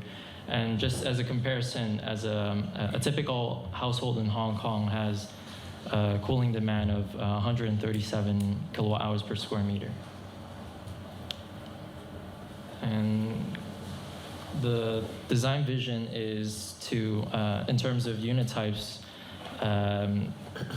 I decided to simplify the typology into three generic unit size, a 1-bedroom, 2-bedroom, and 3-bedroom, and these are based on the current housing demand trends, which right now in Hong Kong, the average number of people in a household is 2.8, and it's in a decline right now due to a large population of single seniors and smaller family size.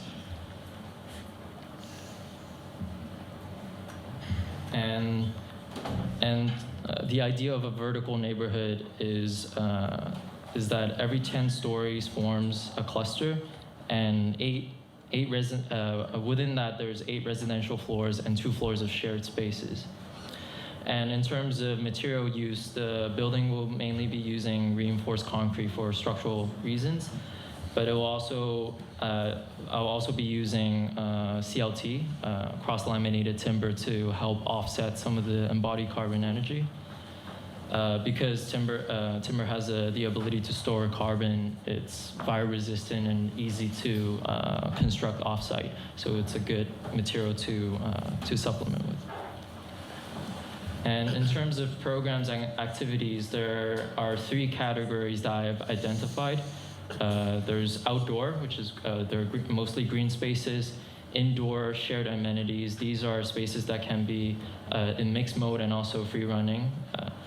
And also transitional spaces that are informal spaces for people to claim and also create a sense of shared ownership. Sorry, it's coming up to 15. Oh, sorry.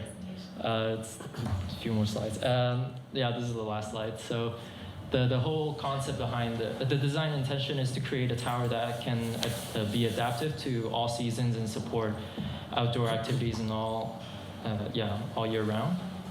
And yeah, I think that's about it. Open atrium. Yeah. Sorry.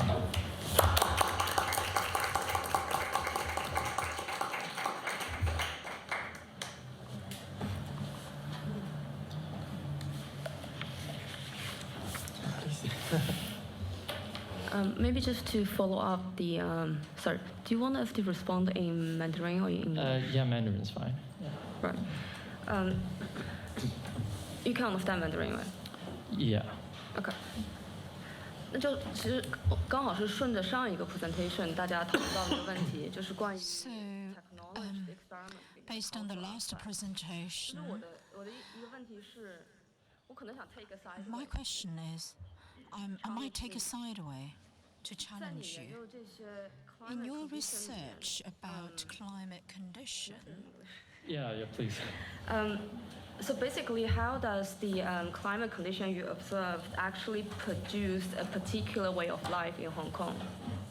So basically, for example, like the always covered space, air-conditioned space, how's that linked to people's behavior? And then, like more like a particular ways of life. I think based on my field work and research, I think that people in Hong Kong innately has a very wide range of adaptability, and based on the way they use spaces in public areas. But I think the general trend in Hong Kong is that buildings are more moving towards condition, which I think it's kind of counterintuitive in terms of a Hong Kong culture. And my thesis is basically trying to challenge the perception that certain spaces needs to be conditioned, and why if so, why, and all of this is under the pretext of dealing with climate change. I don't know if that answers the question. Your proposition is it makes a lot of sense. The solutions are also very straightforward in a sense, right? Yeah. Because I don't think they're like huge invention, the passive cooling, wind speeds of 1.5 meter per second. It should be red rather than blue, right? For it to be to work. The question is, I think it would be useful for you to ask, why are simple strategies like this not adopted in the city? I think it's because people are like my parents live in Hong Kong, so I also talk to them about trying to convince them to maybe open up the windows and use less air conditioning. I think one aspect is that the electricity bills are actually fairly affordable in Hong Kong. So there's in that sense, there's less of an incentive to use passive means. And another way, I think another consideration is that I think people are accustomed to a certain lifestyle and a certain standard of comfort, and their definition of comfort is very different. No, I don't think that's the answer. Oh, okay. Because if that's the case, all you need to do is to just tell your parents, it's better for the planet. Yeah. Use, despite the electricity bill being cheap, just use natural ventilation, and that will solve it, right? Right. To me, it's less about that. It's because all housing typologies in high density places like Hong Kong, Malaysia, Singapore, and in the tropics, it's because it's double loaded. Yeah. It is double loaded because you want to make all house builders, whether they are government house builders or whether they are private developers, wants to reduce the amount of circulation to leasable or sellable or habitable area. Yeah. Which means that by default, units aren't able to be naturally ventilated because the block plan becomes too thick. Yeah, it's single. Of course, but your plan is a single loaded plan. Yeah. Of course it can be naturally ventilated. Yeah, because you violate one of the biggest economic rules of creating high density housing, right? So I think if you want to make this proposition credible, you cannot ignore the economics behind high density, high volume housing. That's the biggest challenge. We all know that naturally ventilating apartments is the best way to bring down energy consumption. You do that actually not only by making them single loaded, you actually go further by actually reducing room depth. In fact, your room depth is actually too deep. Right? You should bring it to about 6 meters maximum, right? And you have to place openings at both ends. Yeah. And of course, even in your simulation, it's already telling you failed, right? In your wind speed. Your wind speed should be about 1.5 meter per second. At blue and green, it's actually less than that. You mean the ones CFD indoors? studies, that's how you show. Yeah, the your units. CFD studies, right? So to bring it up, actually, you should run another simulation to do mechanical ventilation in terms of using the fan. You will bring it up to 1.5, I assure you can with those plans. But again, what I'm questioning, for this to be credible, you must consider the basic parameter of high density, high volume housing, which has to do with total built area, which is offset by circulation area. No Hong Kong apartments will allow you to do one single loaded corridors. So in your opinion, do you think what would be the best approach to start investigating? Is it through developer model, studying the You have to developer? understand the challenges of building, right? Because land cost is so expensive. Any house builder, whether it is the state or whether it is private, they will maximize the number of habitable area or sellable or rentable area as opposed to circulation. So the invention would be, how do you begin to think about the organization of circulation that will still allow you to create a thinness of units that will allow you to ventilate. Right? This is, of course, believable if you take away that parameter. But that parameter, I think it's too real and too pressing to ignore. Right. And alongside those parameters, can we go back to the slide where you show the proposed volume? It was early days. You said there's already one proposed before you even came to the site, yeah? Because I suspect there's a reason why the height limitations along the water side are what they are. Yeah, if we could see the slide before that. Yeah. So it's not by chance that every building in that district hits a maximum height and stops. And next slide. When you propose that, there's a wild assumption about, yes, you're giving sunlight to the adjacent buildings they would not have otherwise. You're opening up an air corridor that would do all the things you say.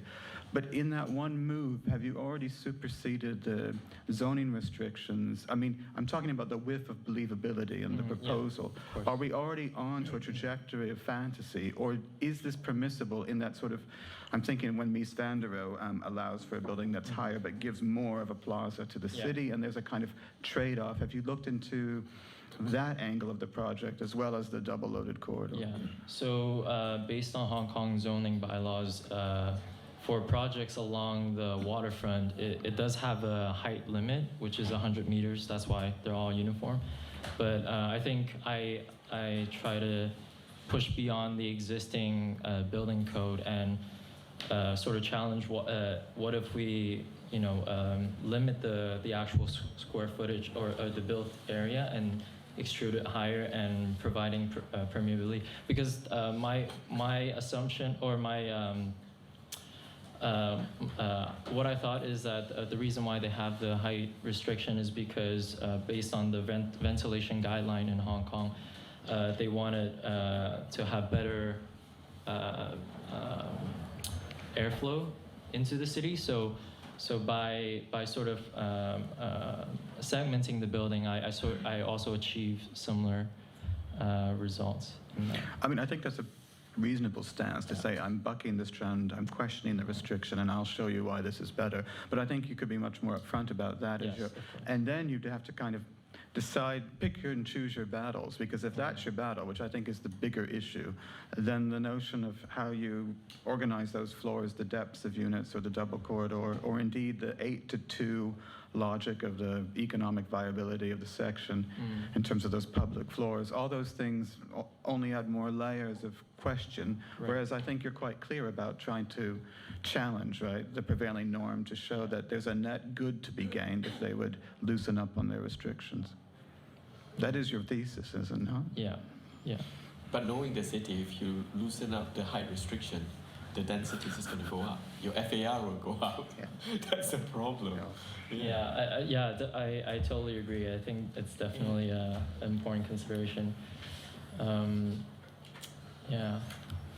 think coming from an SCD background, we're very, we like the idea of having an open atrium for, and we also like single-loaded buildings, and it goes back to the challenge of how can we make single-loaded layouts more efficient and fit the context of Hong Kong. So yeah, that's something definitely I want to further research. And also another layer would be to kind of consider through my thermal simulation and all those things, consider what is the future lifestyle of Hong Kong people, because that pays. That also contributes to the internal heat gain. So let's say in the future, people actually don't use the unit as much. So can we take advantage of that or not? So I definitely want to move towards that. Maybe we have to move on to this. I know several people haven't had a chance to speak, so maybe just like a final comment we can feel out that people always want to move to the next presentation. 我只想加一点自己很个人的经验吧，就是 I would like to add a little bit of my personal experience. I lived in Taipei, and so I know what it's like to live in such a hot place.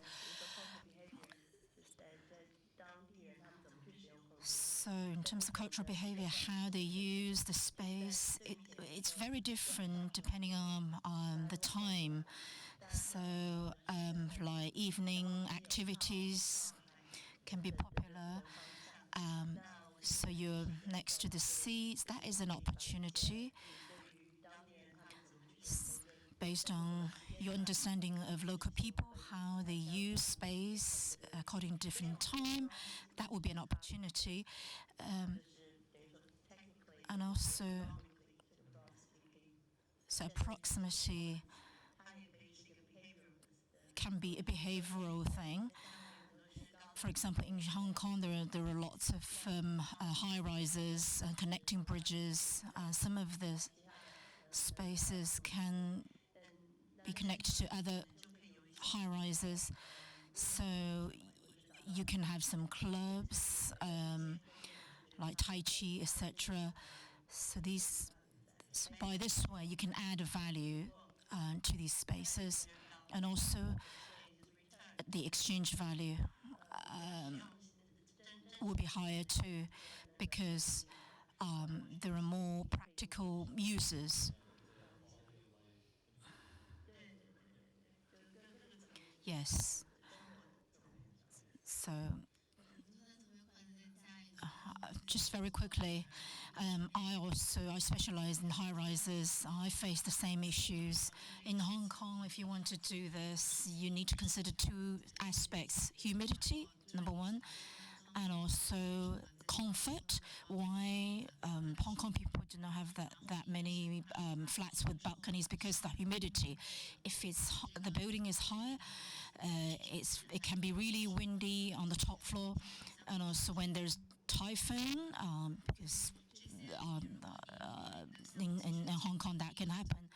Your project actually can be very practical. So they will question you through in these technical areas. Just quickly,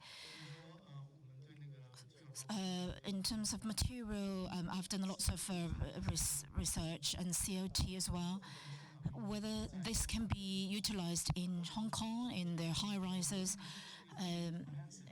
I think that this project is like a studio design. It's very comprehensive. So if it goes to Canada, it would work. But in Hong Kong, you need to reconsider the lots of factors, material use, social factors. But I think the content is quite thorough. But in terms of like statistics, need to be very accurate.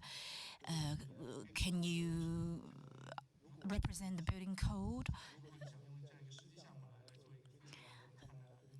So you need to do more research on these local regulations, etc. Material study as well, because Hong Kong is quite challenging when it comes to lowering the embodied carbon energy, because most of the materials are transported from China and elsewhere. So and transportation makes up a big part of the energy use. So yeah, I definitely agree with that. Thank you. Yep, sorry.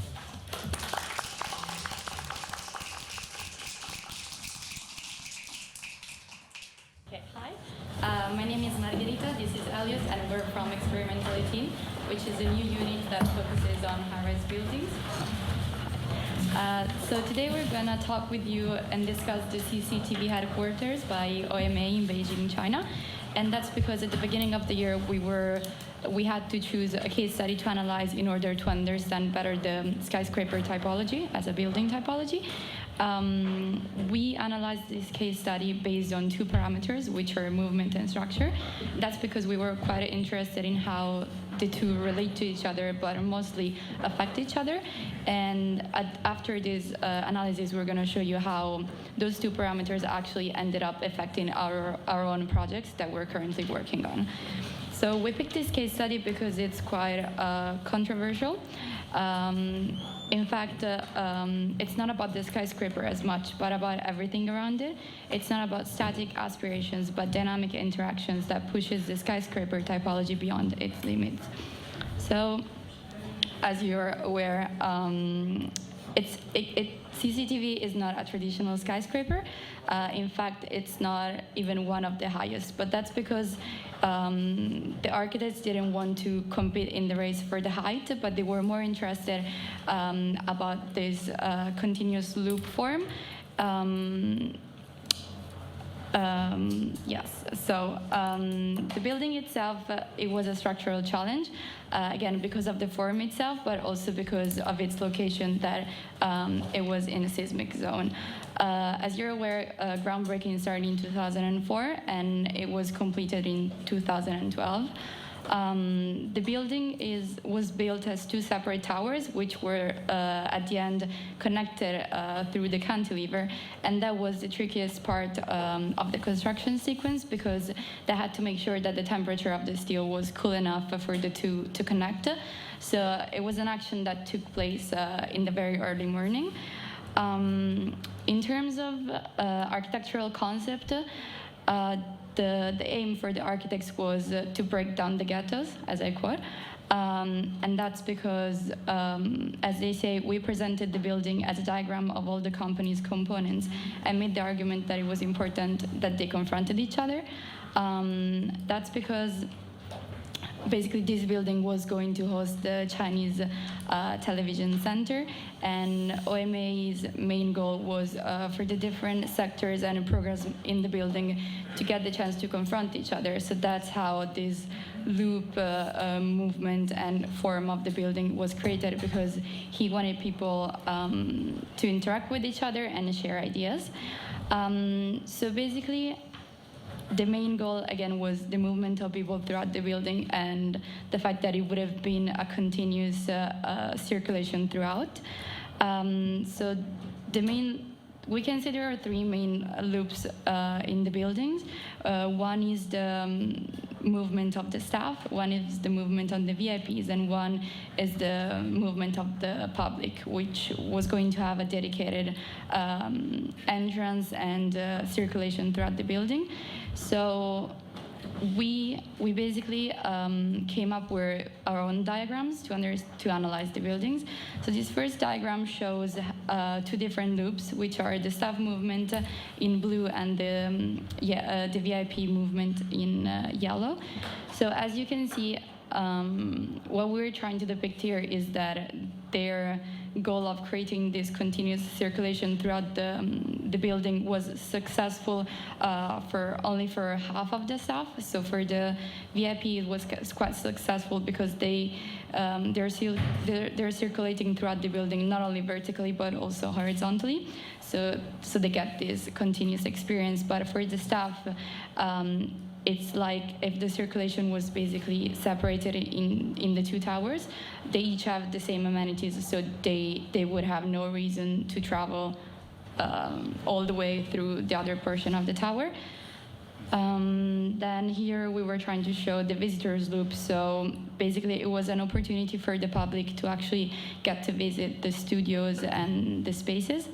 But again, their goal was not really met, because instead of being able to visit and experience all the spaces, the public was only able to access some spaces. So it was basically just programmed views of spaces that they were meant to see, whereas all of the others were not accessible.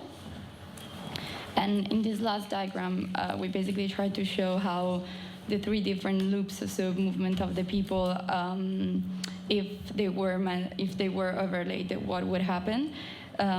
So it's trying to show how the movement of people was successful in some ways, but was not in others. So for the VIP, it was quite successful as a continuous movement, but we don't have any information about the spaces and what they were actually accessible to, so we couldn't find any images. Then for the staff, it's quite separated into sectors, but that's successful because the public was able to view into their spaces.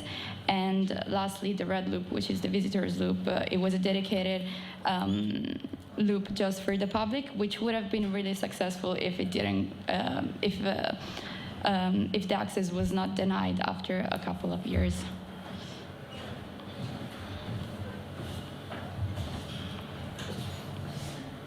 So in this tower, structure and movement are intimately intertwined, each heavily influencing the other. So as to which one is the more dominant force in that relationship, it's open to debate. But the structural gymnastics that were necessary to create these intertwined loops all throughout the tower have a significant impact on the building.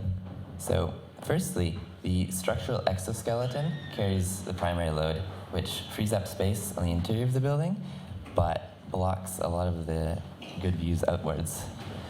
And furthermore, when you have a lot of programs and departments combined into one tower, the need for lots of elevator cores that go to all the different sections of the tower is a lot, so it takes up a lot of the valuable floor space in the building.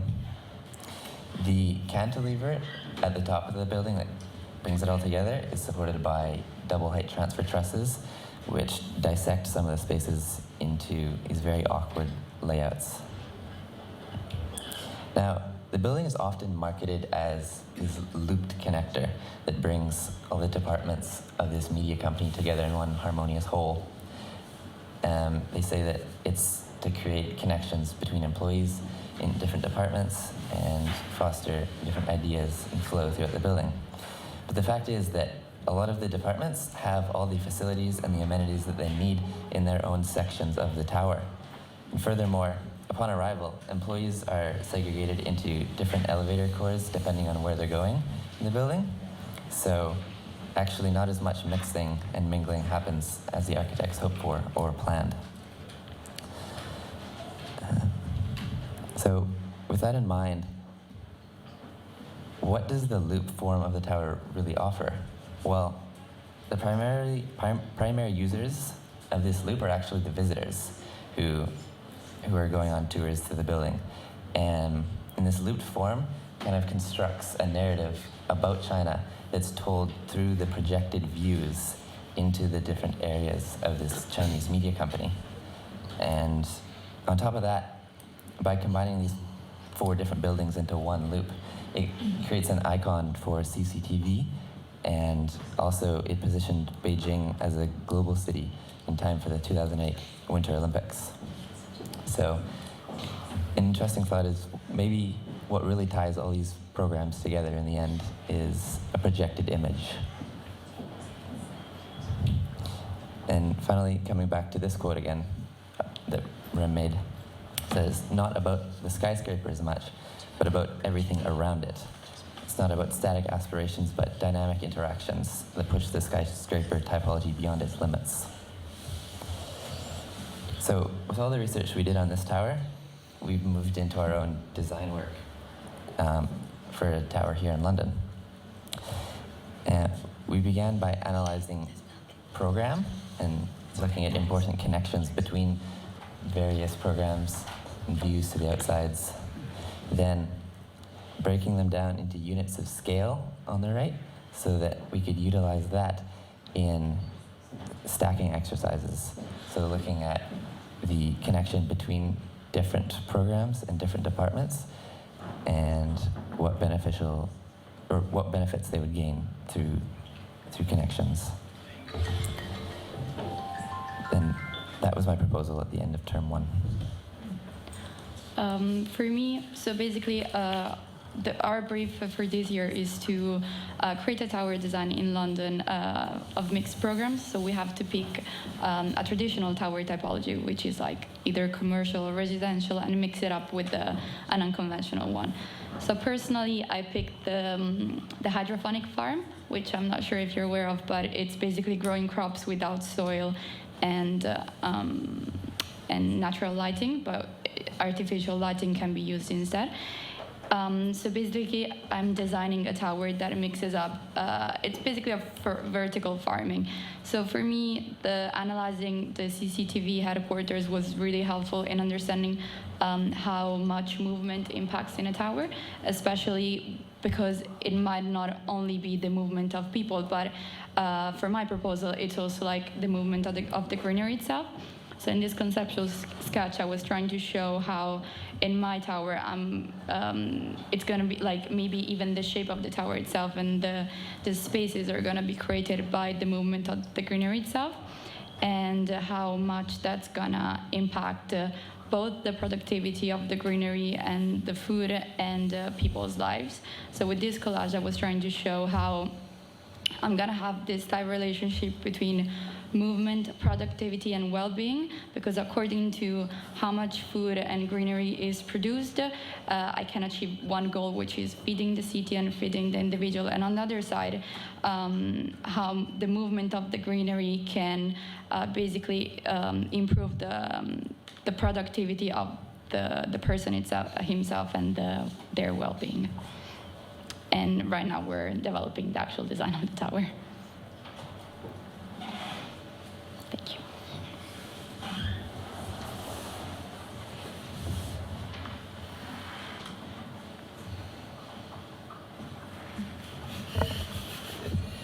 Why did you pick CCTV to start with?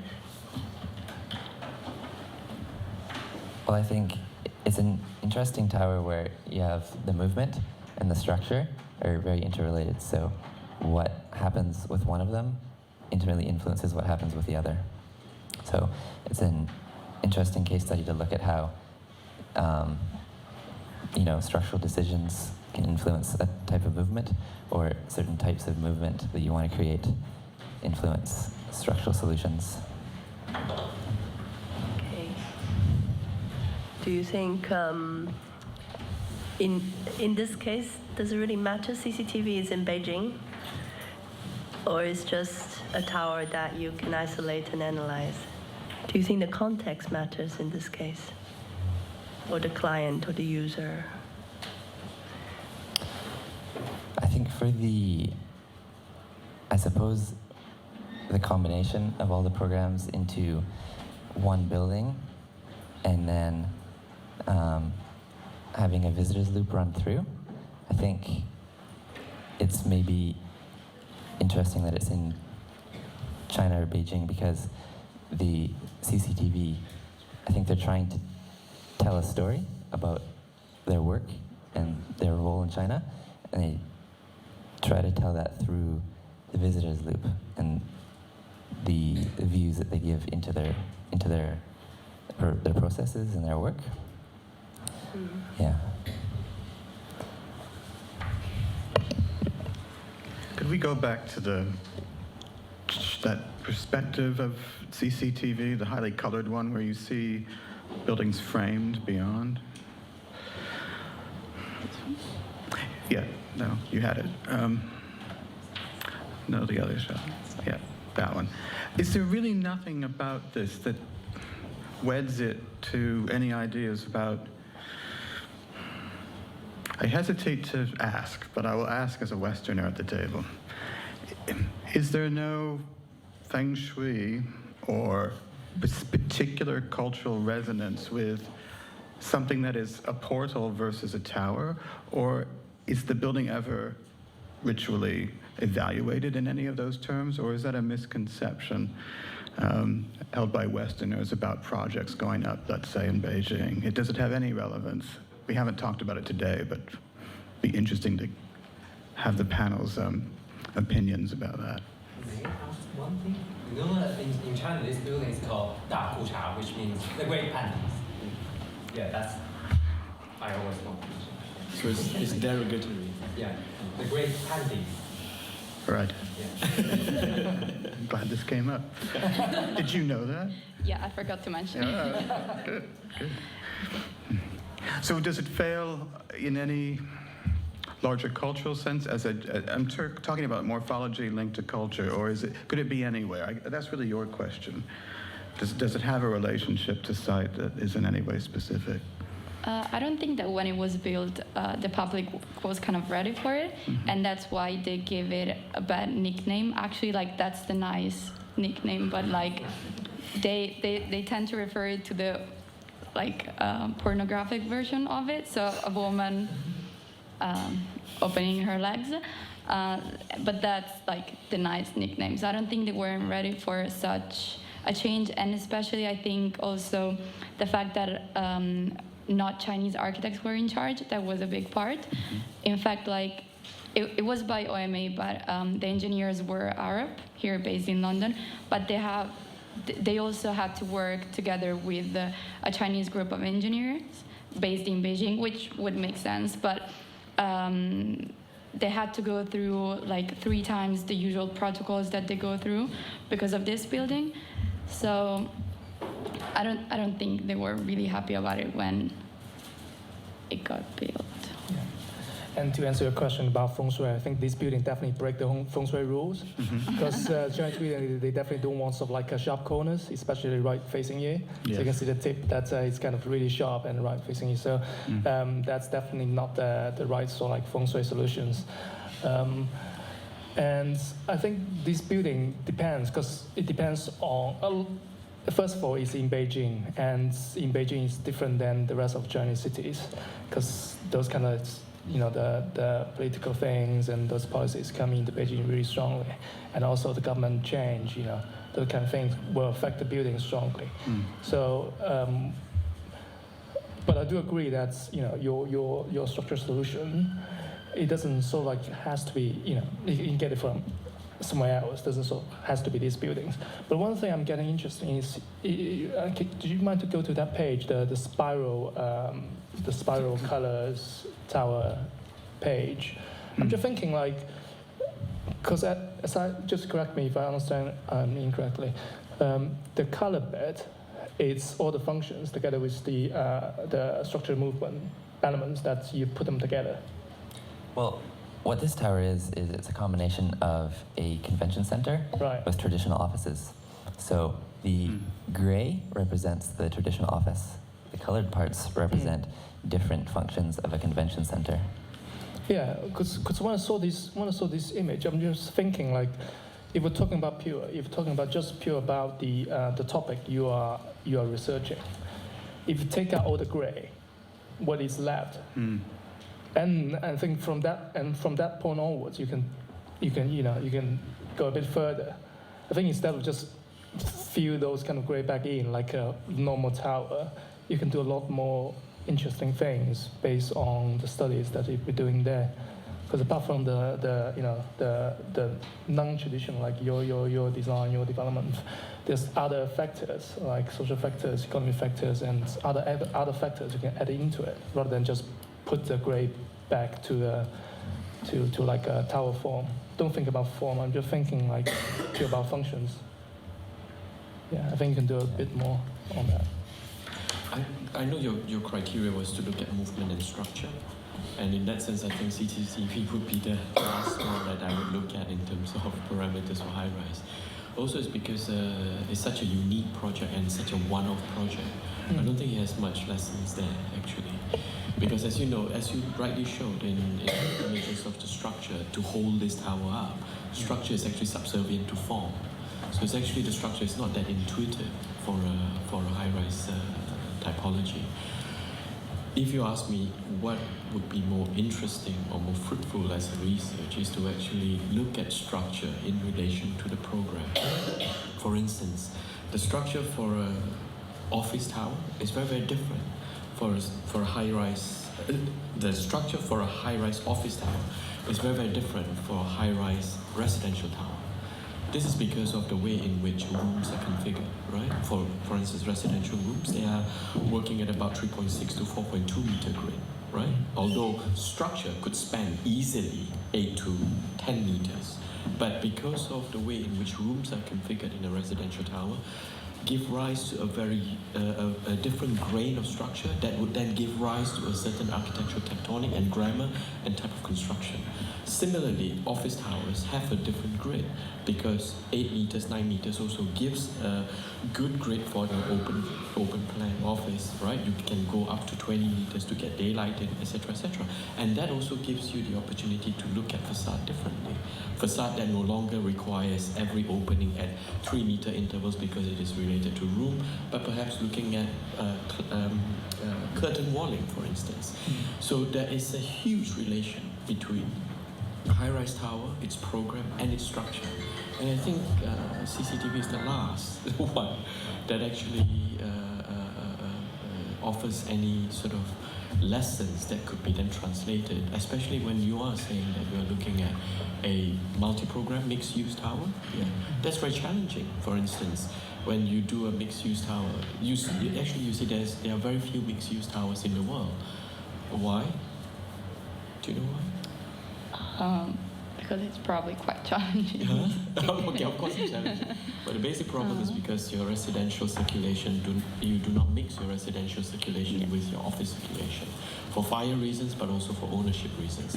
Which also means that therefore you are duplicating circulation and structure within a very tight floor plane. So the question is, how do you solve that as an architect, right? So I think this is not a lesson, if that is the brief that you're looking at. Sorry, too technical. I think this. The other proposal. I didn't put any massing. I mean, it's basically. Yeah, but I think this one is interesting because the other one, when you show a diagram with stacking volumes, stacking programs, that worries me a bit if that's your understanding about tower. I think for towers, mainly it's structure and then it's service. So if you're talking about multi-function tower, that circulation and the VT, you mentioned about how many lifts there are in this CCTV tower. The VT is the main part of a tower. And this one in particular, the service is very interesting because you're not servicing people. So you're not bringing up ducts, you bring up like pipes and water supply for the plants. That's another way to look at tower, but I think just stay with service and structure will get you further on tower design, probably.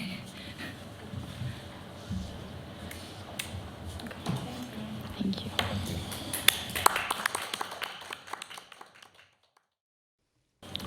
Yes, good afternoon. 回到正题, my thesis title is Assembling Differences and Achieving Scales.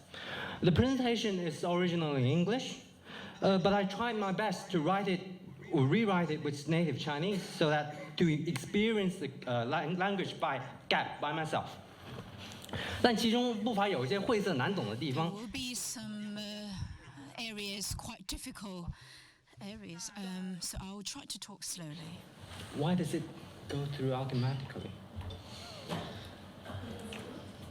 它自动的在往后放。那个 PowerPoint, the PowerPoint is going through automatically, say 5 seconds per slide. Instead of entering full screen, I think you enter the slideshow. So I use full screen. Thank you. No. Yeah. The urbanization means there's a exponential demand of the housing. We've done well. We've built lots of houses, but the lack of city language, design language, and lack of governance, and also special designer. We're going to try to. He's reading the script. We're going to try to get him to talk slowly. Okay. So these kind of super blocks, whether they can accommodate.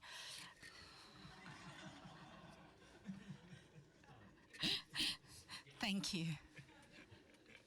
He's reading script.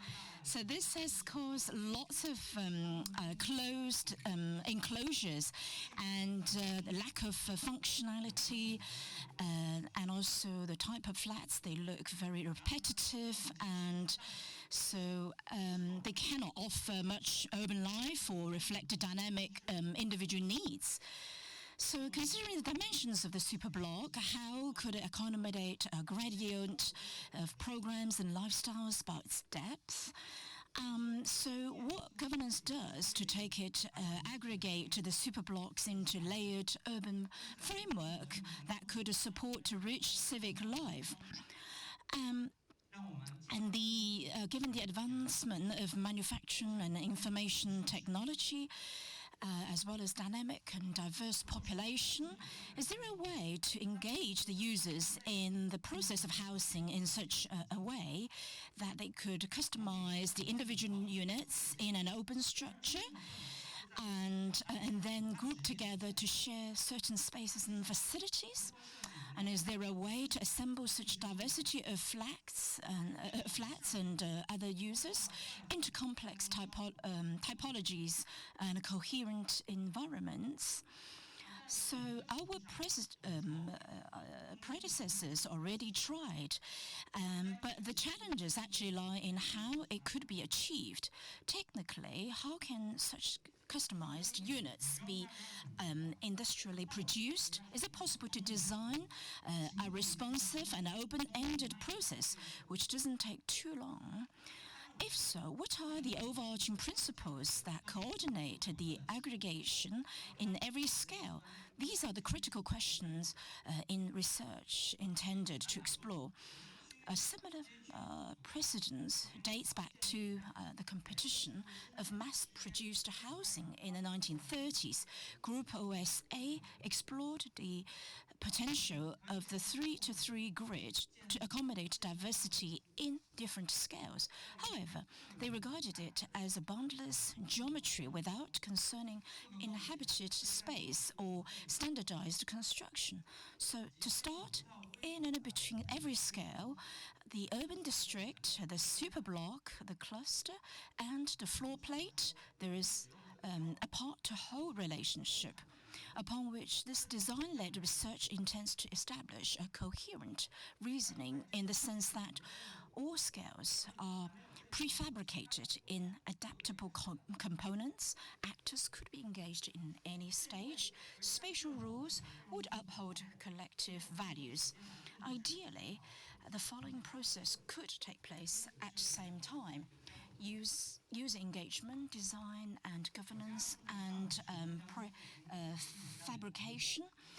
Simply speaking, it is the adaptable components that enables the initial layout of cores on the grid without finalizing the morphological structure.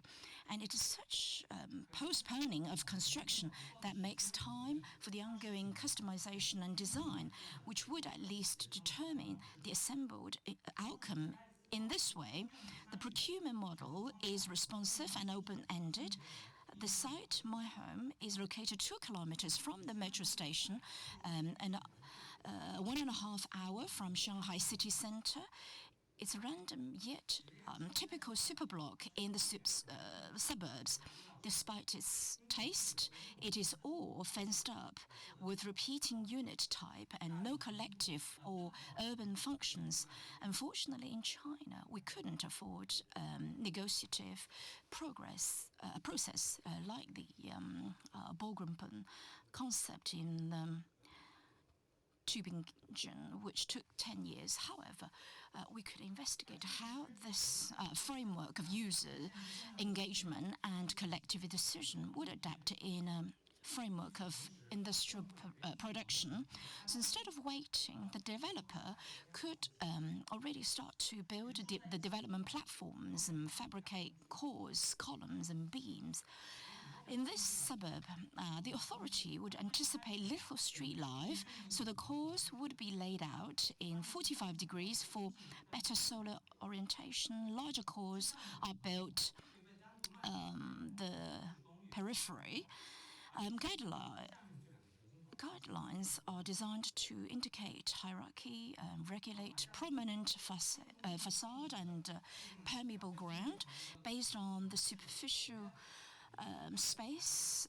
The main developer would start to engage the users and collect data. For example, during phase one, there might be quite a lot of requirements for workshops and mixed users, and those residents who are interested in the cluster might want some private and a quiet environment.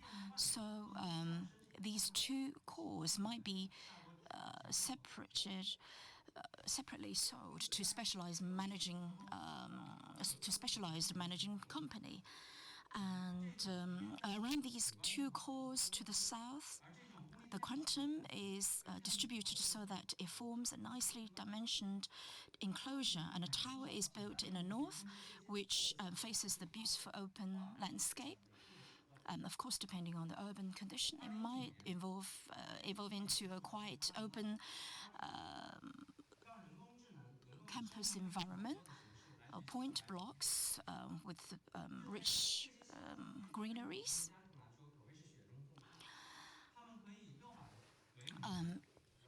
In 1971, a London group device which allows this customization of units, but neither the reasoning nor the quantum of this project reach larger scales.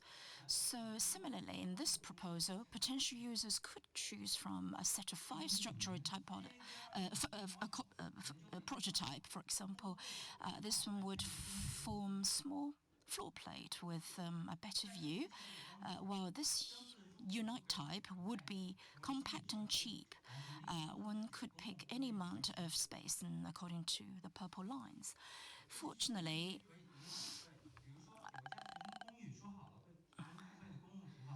in 2019,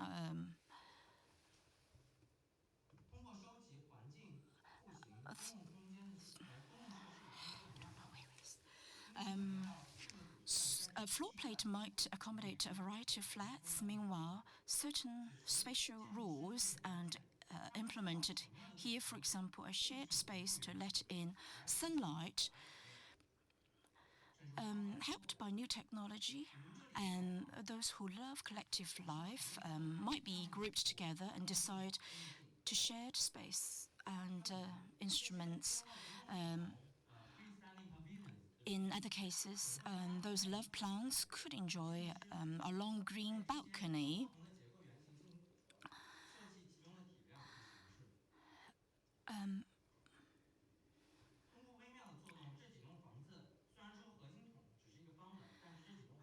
When those prototype structures are assembled into complex types, architects would play a more important role.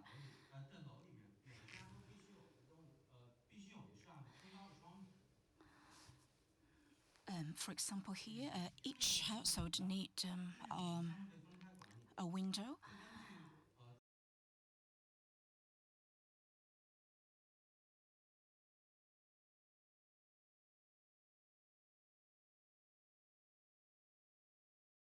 So in this cluster, those who love an environment of freestanding pavilions will be grouped together. The developer will ask them to open up this area.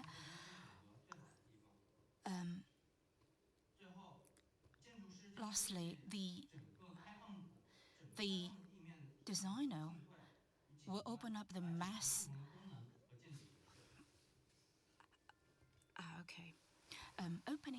Openings are made to integrate the space. The collective room would be designed and positioned according to their likes, and the rest is left for flats with garden. Only at last stage, landscape is designed to hold the variety of volume and users together, from more public hardened ground to a greener meandering.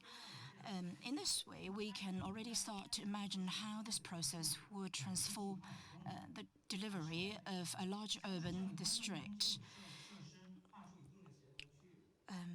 during the process, workspace, commercial residences and shared facilities would gradually take their place in those superblock in progress. And because of everything might adjust along the way, the governance would be loose, but profound to ensure collective goods. Ideally, repeating this responsive process in different sites would result in less cost and different evolving outcomes.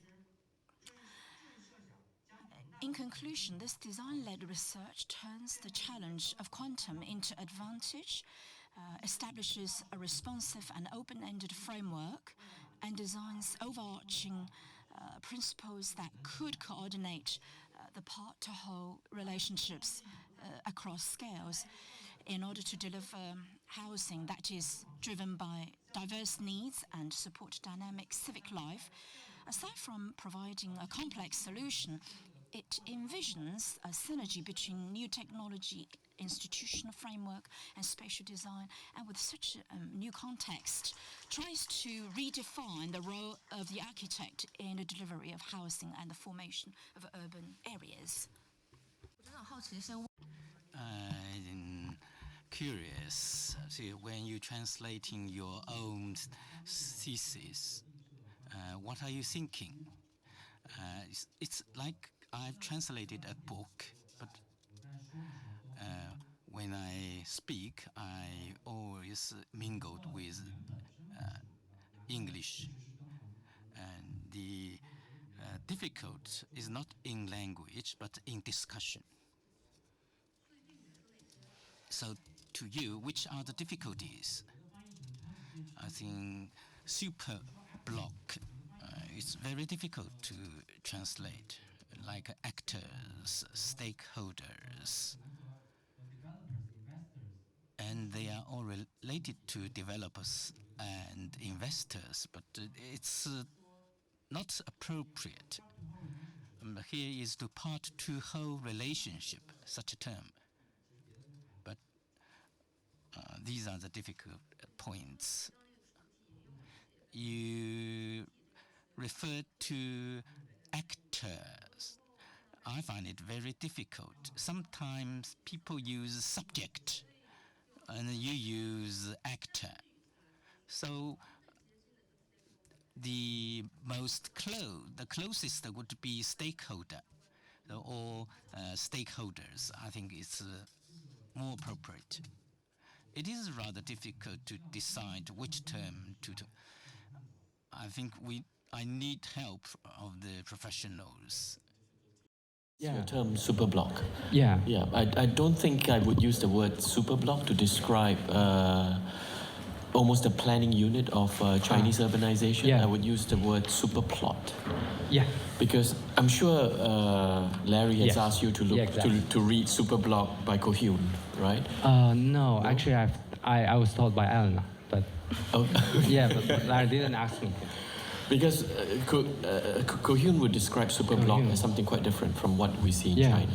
Superblock essentially, through Cohyun, is to say that the building assumes a certain size, that it embodies all the richness and complexity of a city. So it's used to describe a building, but it's to describe a building, but right? Not, and the example that he uses, whether it is the Hermann Hertzberger building or whether he uses Rockefeller Center, those were buildings that actually hugs the edges, right? So that's why he used the word superblock, right?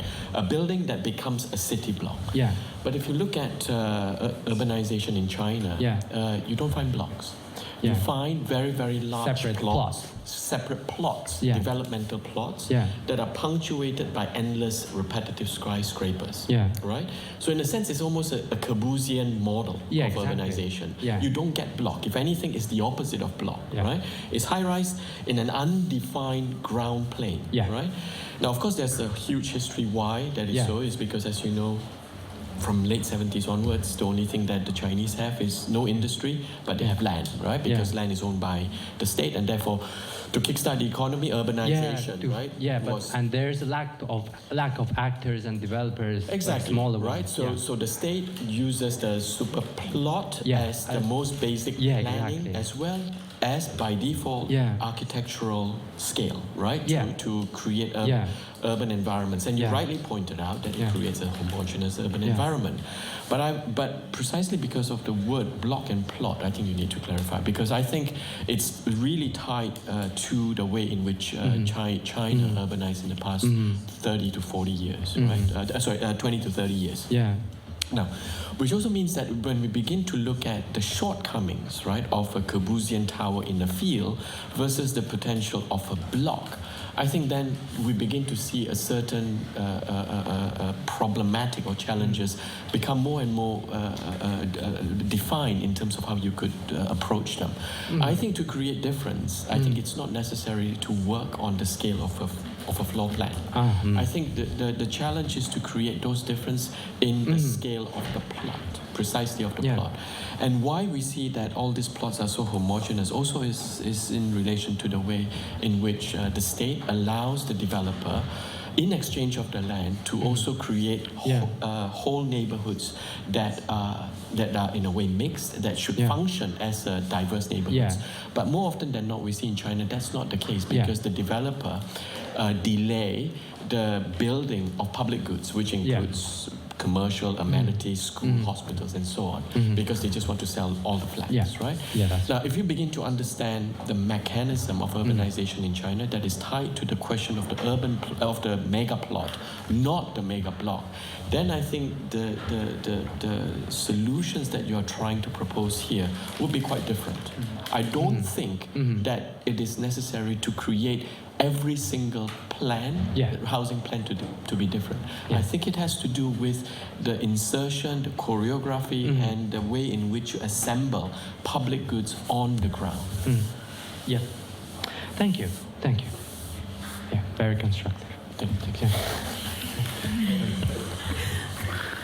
I'll take a different tack. I've been in the AA archive for on and off this term and last, and wondering about the way students at the Architectural Association were making drawings in the 1960s and early 70s. The grammar being modernism. There's not a lot of joy in some of the drawings, because there's a lot of, for lack of a better word, straight lines going on. But what's beautiful to see, or where you see some sort of artistic flourish, is in the depiction of a landscape, or in the foliage, or the foreground of a tree. Could we go to some of your drawings? I think toward the end of your presentation you had quite a fine one, that one.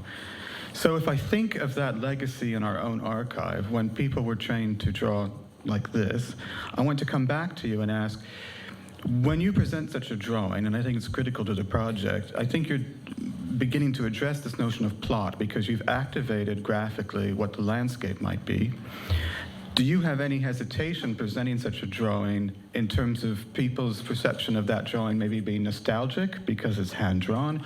Or is it something you're deploying strategically to arrive at design solutions or representations of how you conceive of things that are not a part of the architecture, but a part of your plan for the whole of that district in terms of its approach to landscape? Yeah, it's a very good question, but I actually didn't have the time to think of it, because the reason why I apply this technique is that it's fast. Yeah, but that's the honest answer. Yeah. It's true. I mean, it's a very fine drawing. I'm really entranced, but how were you trained to make such a drawing? I know for a fact you were not trained here to make this drawing. I tried to not use the now widespreading line and Photoshop coloring style, because I want to explore something else which kind of accidentally turns back. But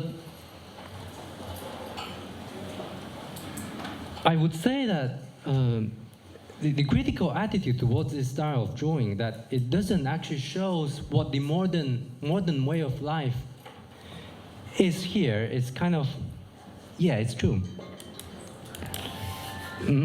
How long does it take to draw one of these drawings? Just one day? For you? 1 day. And it's quick. Yeah, it's quicker than building 3D models. Because actually I was about to ask the same question. 'Cause, I mean, I like your presentation. There's a lot of hand drawings, thousands of them. I can see you spend a lot of effort just to draw them up.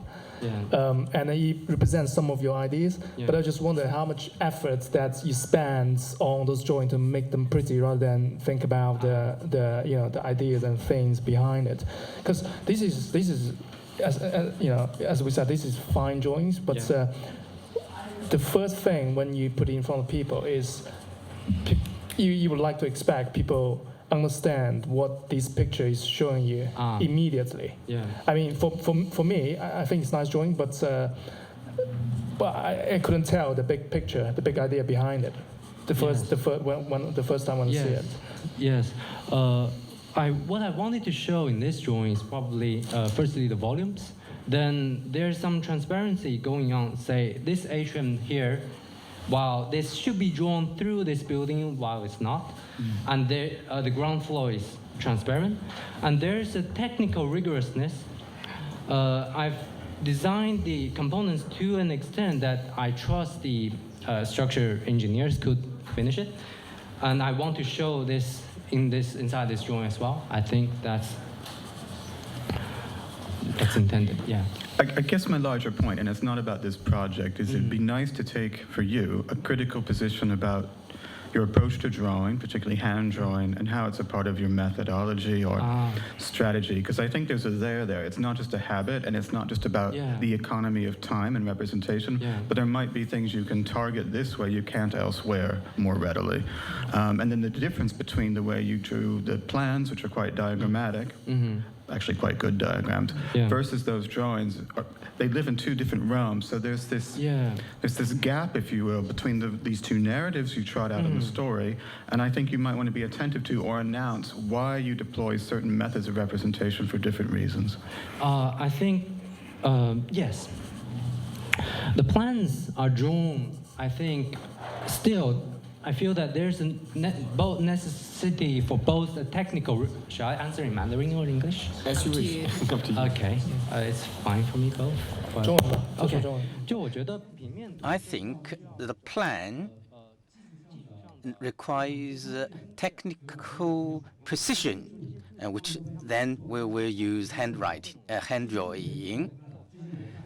But these modules can be approached from different perspective. But here, and we talking about lifestyle. Here is the floor plan. It should be here.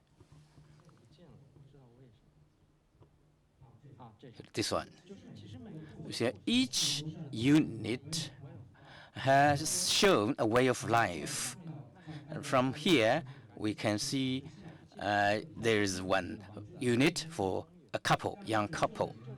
And here, it also shows the private space framework.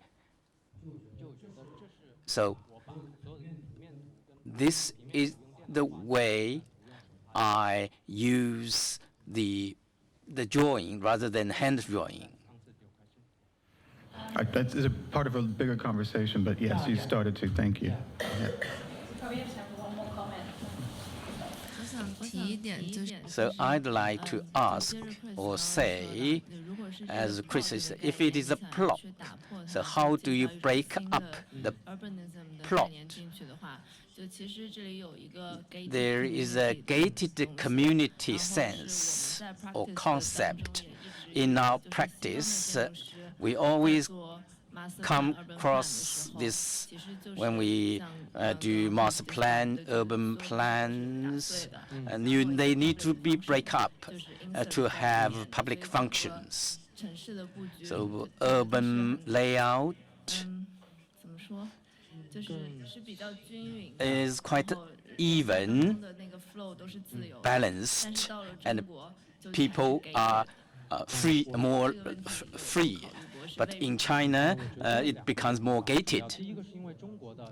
I think this is in China, we have 40,000 architects to do this. And the administrators are more than the architects. This does it show because we are short of architects or because development is too fast? So this is a historical event or trend. When we look at the traditional way of doing it,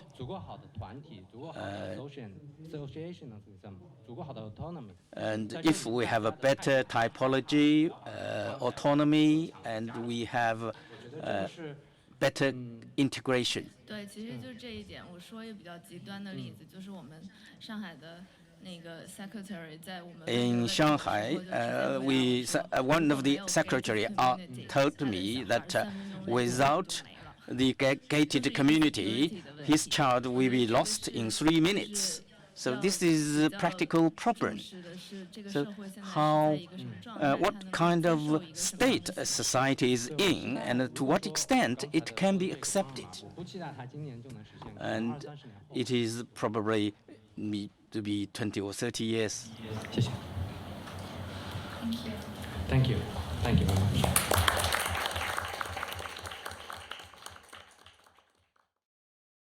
So, good evening. My name's Carson, and I'm from Diploma 3. And oh, we stop. Oh. Okay.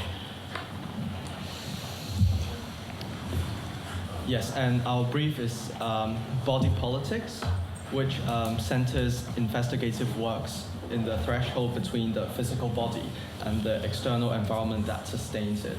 And my project is called the Weaponized Infrastructure in Hong Kong, Violence of Non-Lethal Riot Control.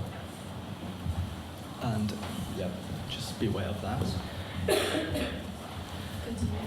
Yep. So one common feature of protests around the world is not only political, but rather architectural. And in the Hong Kong protests, the state and protesters repeatedly weaponized the flow of air, bodies, and transportation against each other, infiltrating the city at an infrastructural level. And this drawing or diagram documents from the moment that the movement started up to just before October, and you can see how the increasing frequency of conflicts led to vicious cycles of retaliation between both sides and an escalation of violence.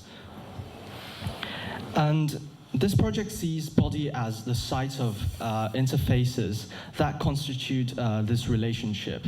And there are three main categories of interfaces. And the first one is interfaces that dealt with the surveillance system. And second one, namely the physical violence. And the one standing out in the red lines are the chemical policing tools. And if we look at the body through the gears and things that they have on the body, you can see how the gloves, the lycra sleeves, respirators, and goggles are kind of extending the epidermis of the envelope of the body. And the gas mask of the police shows that they will have to adapt to a situation in which human respiration was assumed a direct role in the events of riot control. And the body's ability to exist the body's existence is qualitatively conditioned to the composition of the atmosphere that surrounds the body. And the particular chemical CS, which is used all over the world as the main ingredient for tear gas, it constitutes that cloud of smoke. And the attack of tear gas is two-folded. It has a kinetic side and a chemical side. So on the left side, you can see the riot gun with the canister inside. And once the canister is being fired, the gunpowder triggers the aerosolization process of the CS, and it ends up as 0.1 micron particle that launches an attack on the TRPA1 receptor, which triggers the pain sense of pain on the mucous membrane that could be found all over the respiratory and digestive cavity of the body. And it also penetrates the skin. And here's a short video of how one will react to tear gas. So this is a journalist with a gas mask on, and she's still suffocated by the chemical attack. Sorry about the swearing word if you know Cantonese. Yes, so apart from the body itself, the cloud of gas would also attack on architectural ventilations and airways through its process of decay. And such process would lead to a lot of psychological impact on people who live in locations near the place of conflict. So this is a testimony of a local woman.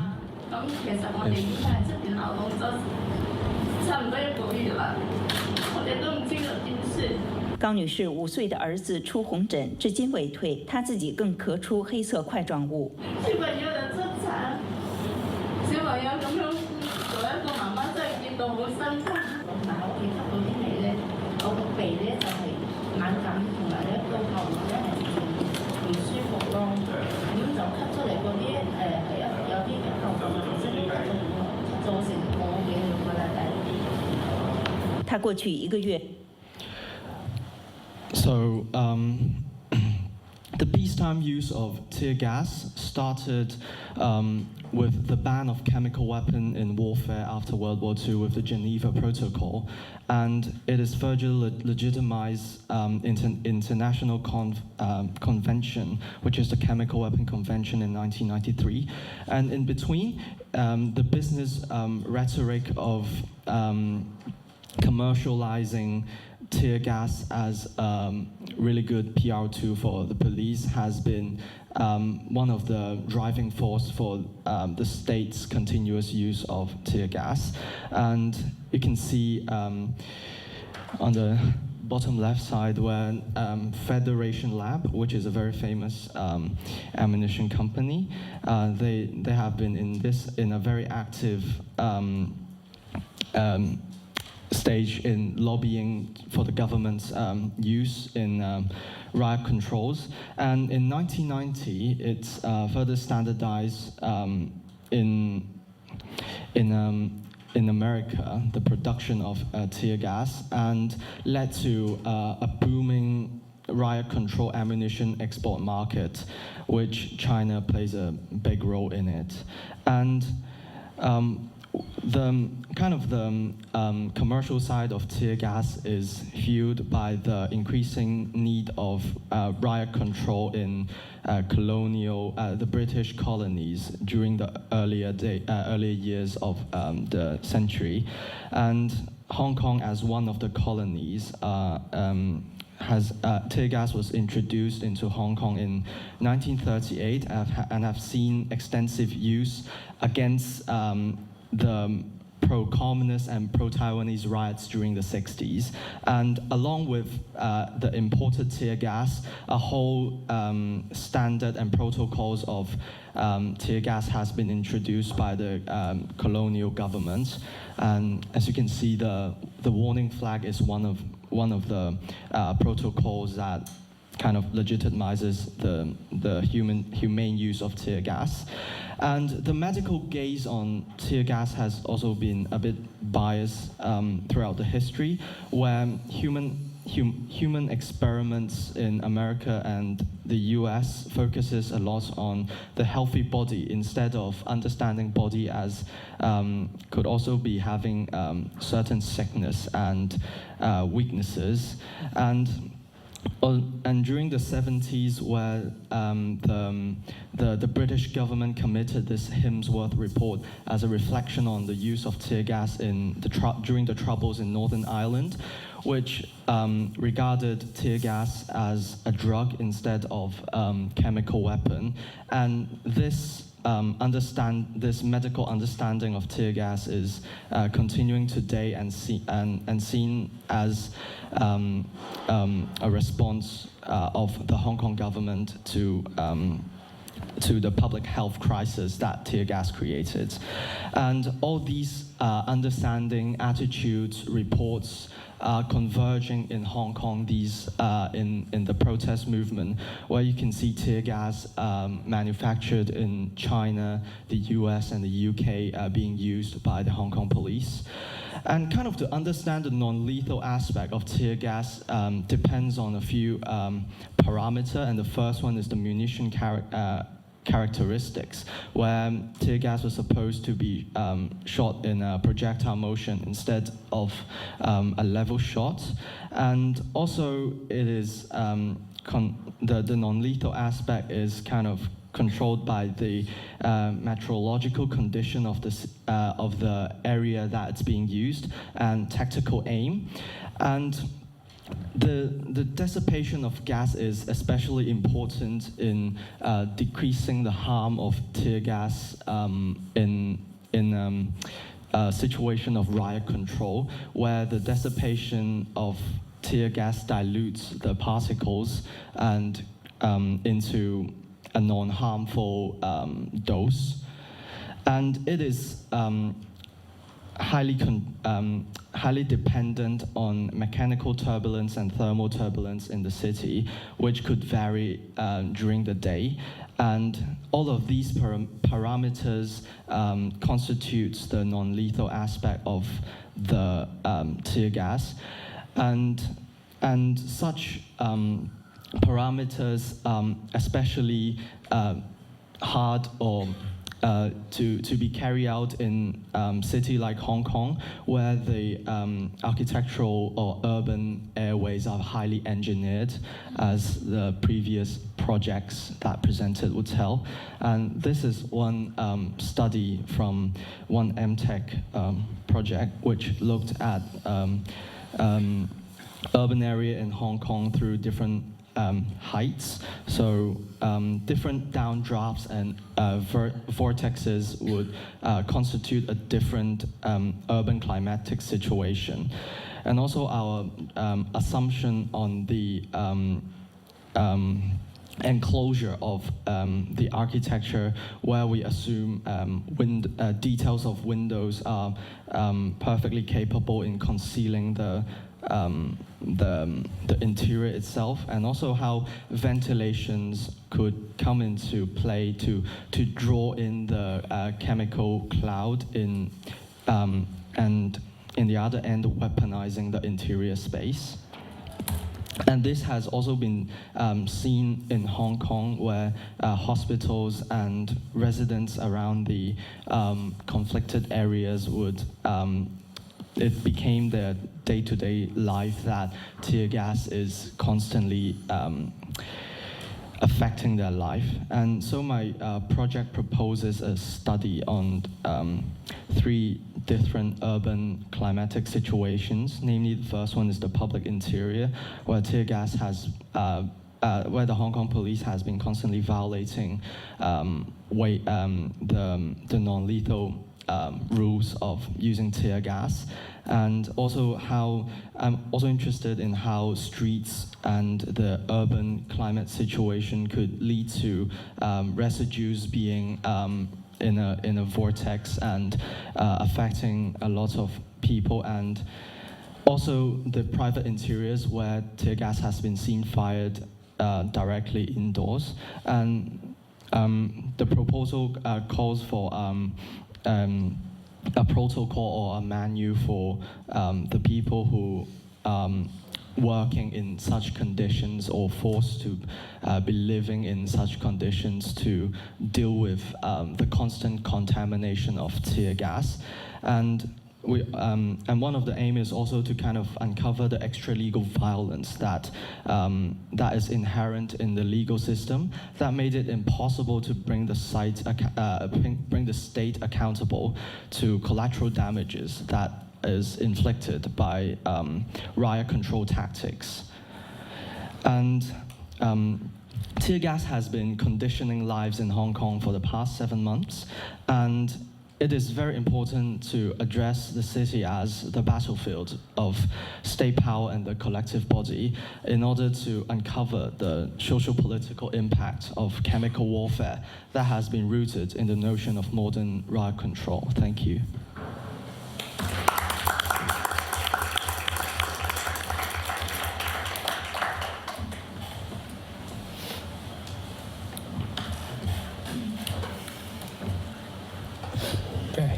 Maybe I go with the start. Maybe I just speak in English, because your study actually remind me quite a lot of my thesis, my final thesis back in the old days. It's also focused on the research itself and then give the potential proposals. But I think there's something lack of here, because I remember my thesis is also about noise. It's kind of like harm, resource. It's going like from the industries, from the airport, from everywhere. How can you use those negative elements and transform into a positive element, and then give a potential proposal for it? I think this is similar because tear gas, now I can personally I learned quite a lot of how the tear gas, what's the harm of the tear gas is. But I think what is missing here is how can you transfer tear gas from sort of like really, really, really negative elements into some positive things. Because what I did, just as an example, what I did is I did some material studies. I transfer noise, actually is not visible, but actually is type of vibration. And I use they call it like 压电材料, it's called like a piece of ceramic, which is very sensitive to vibration.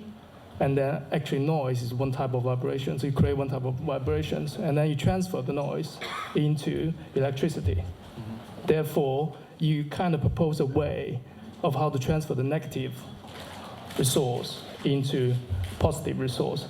I think the things is really in-depth studies, but I think you need to give a little bit more proposals of how can you, first of all, solve the situations and transfer the negative situations into positive by materials, by any solutions. I can see that you start to propose some ventilation strategies and things like that, but I think that is still a bit more. It's not sort of like future-proofing solutions, I would say. Well, I mean, the problem of tear gas, it's, I think, a bit different from noise, where tear gas is kind of a form of power that is asserted on the people by the states, and I don't really think it is something that could be kind of transformed into something positive, because it's inherently a chemical weapon and a contamination on and an attack on the living condition of the people in the city. And I think maybe I should make it a bit more clear that this project wants to propose defense mechanism from the civil side, instead of tampering with the state from the narrative that tear gas is creating a lot of harm, but we're trying to kind of dissect the problem that the state is overseeing, which is the contamination within the urban condition, and to look at that problem and use that body of knowledge to create this activism movement that would help the people who are in those conditions. Okay. If you say that it is an activist moment, do you think that this activist moment is addressing the symptoms or the cause? Well, I think the symptoms is kind of the end result of what had happened, and through dissecting the cause of the symptom. But you're not looking at the cause. Well, so far focused on the symptoms. Well, the protest is the symptoms of deep-rooted cause, right? That is urban, that is political because it's urban, right? So I'm just afraid that the activism part is commendable, but I think focusing on tear gas and protests, I think as an architect, I think is quite limited. I think there are other more deep-rooted problems, right, that give rise to unhappiness, to protest, to many, many things, and in which an architect with a deep knowledge of space, the choreography of material into artifacts, right, for collective use, I think you will go further rather than focusing on the protests. Well, first of all, the focus is not the political cause of the protest, but the political result of using tear gas in a highly architectural or engineered condition, which is the city. So I think there's kind of difference in the politics that we're talking about, maybe? No, I think that's why I call it symptoms and causes, right? Yeah, I just want to add a bit to that discussion. If, let's say, the reason for using tear gas is to disperse assemblies. Yes.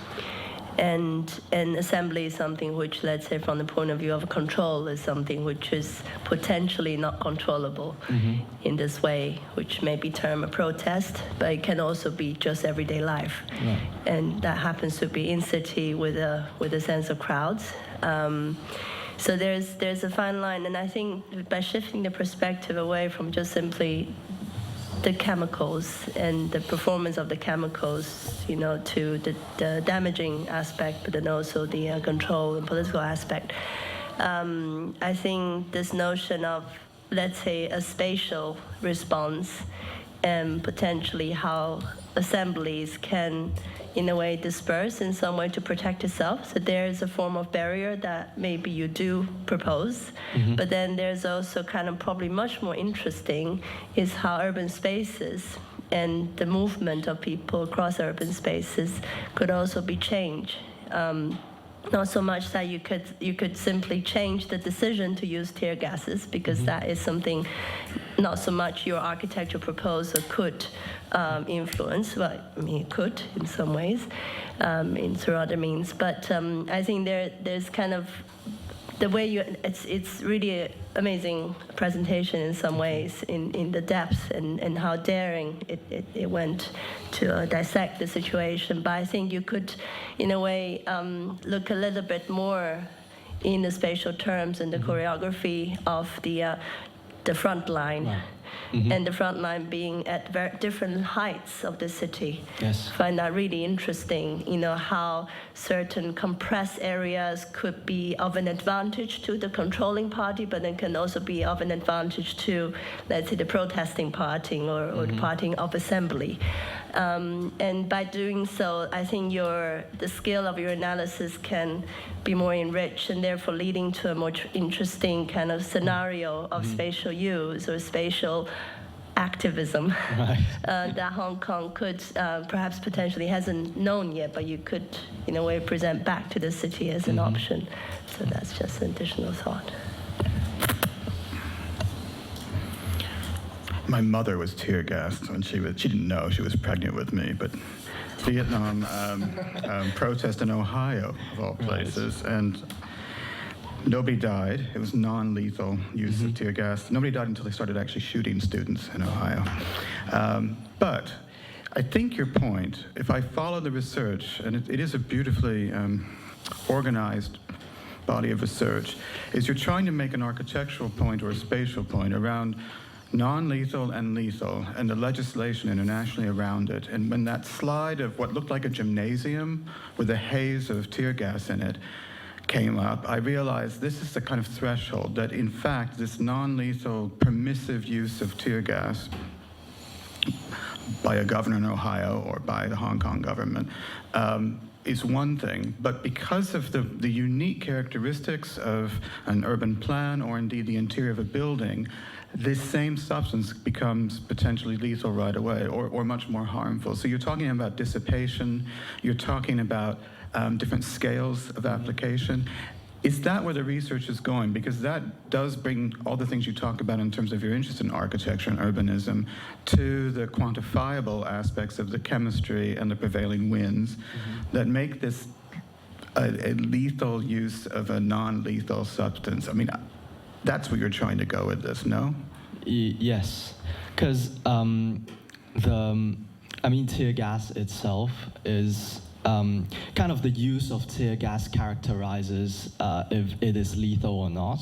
And yeah, so kind of to look at Hong Kong as the battlefield of using tear gas and the kind of side effects that it brings. This is kind of, and through really kind of technical terms or technical ways to kind of quantify that violence is one of the aim of the project itself. And I suppose to uncover moments of fortuitous moments where this looks like a train shed or something, so the dissipation might be more quick. But if I know I'm going to use the corner of Bedford Square, something that has enclosure at a particular time of day, without a prevailing wind, I know it'll have much more impact. So it becomes a kind of, I guess, a discovery of mapping all those conditions and finding to what degree are these moments of deploying tear gas being used strategically to amplify their effect, using architecture or the urban environment as the amplifier? Because one thing that made tear gas such a good riot control tool is you basically couldn't visualize the harm or the process of attack through a screen.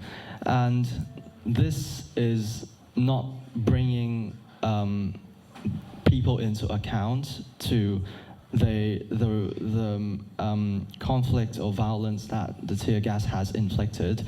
So yeah, I guess one of the really good point that you bring up is to amplify that whole situation. But it's the next step, you're trying to propose something to sort of like solve these situations, or you're... Yeah, that's kind of the proposal for the next step. Yeah. Yes. Because I think in terms of the research, the depth of the research is there already. But I think what is lacking for the next step is your kind of personal proposals in terms of urban spacings and what can you solve these situations. If it continues or it might go on. Let's see. Yeah, I think that's kind of what I want to do. Maybe just to follow on that, maybe I can just throw in like one random idea.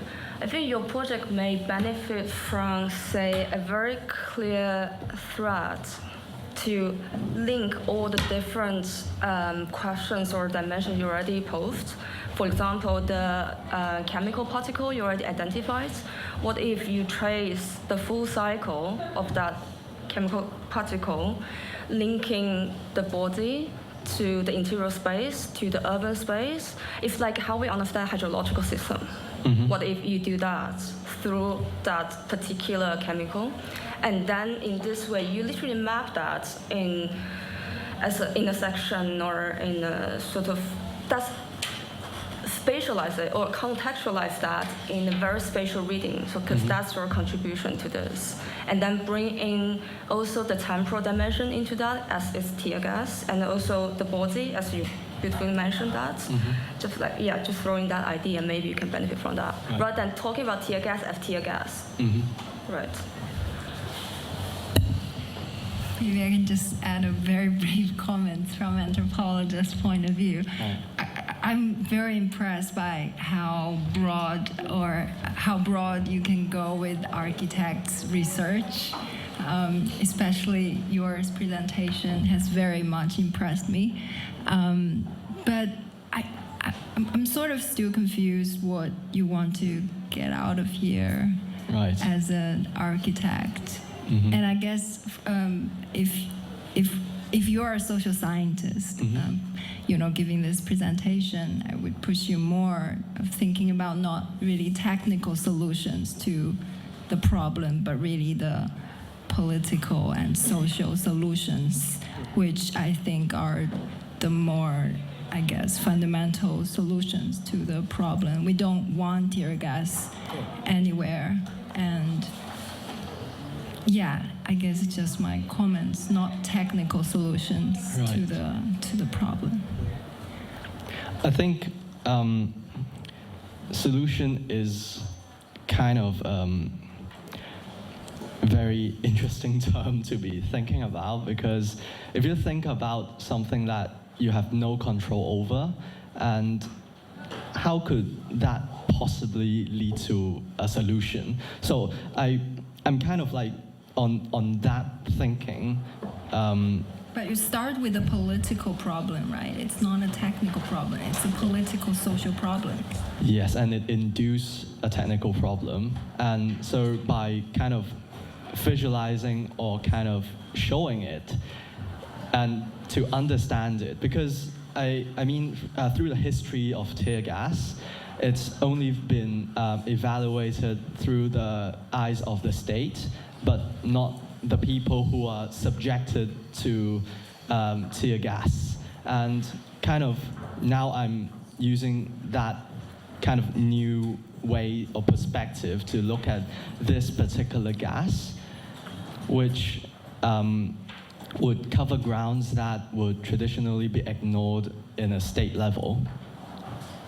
But I guess using the lens of state is exactly to see how, the subjects of the state are being. Sorry. No, I just want to perhaps add to your defense. Perhaps it is by means of a project, a form of protest, because he's trying to make visible something that is very, very much camouflaged or very difficult to be visible. So perhaps that's why, I just wanted to say that. It's a very good question. I think the presentation would work very well as a political project rather than a technical project. Okay. Maybe we could enter into the round table. Yeah, the round table. Right. Thank you very much. Thank you very much.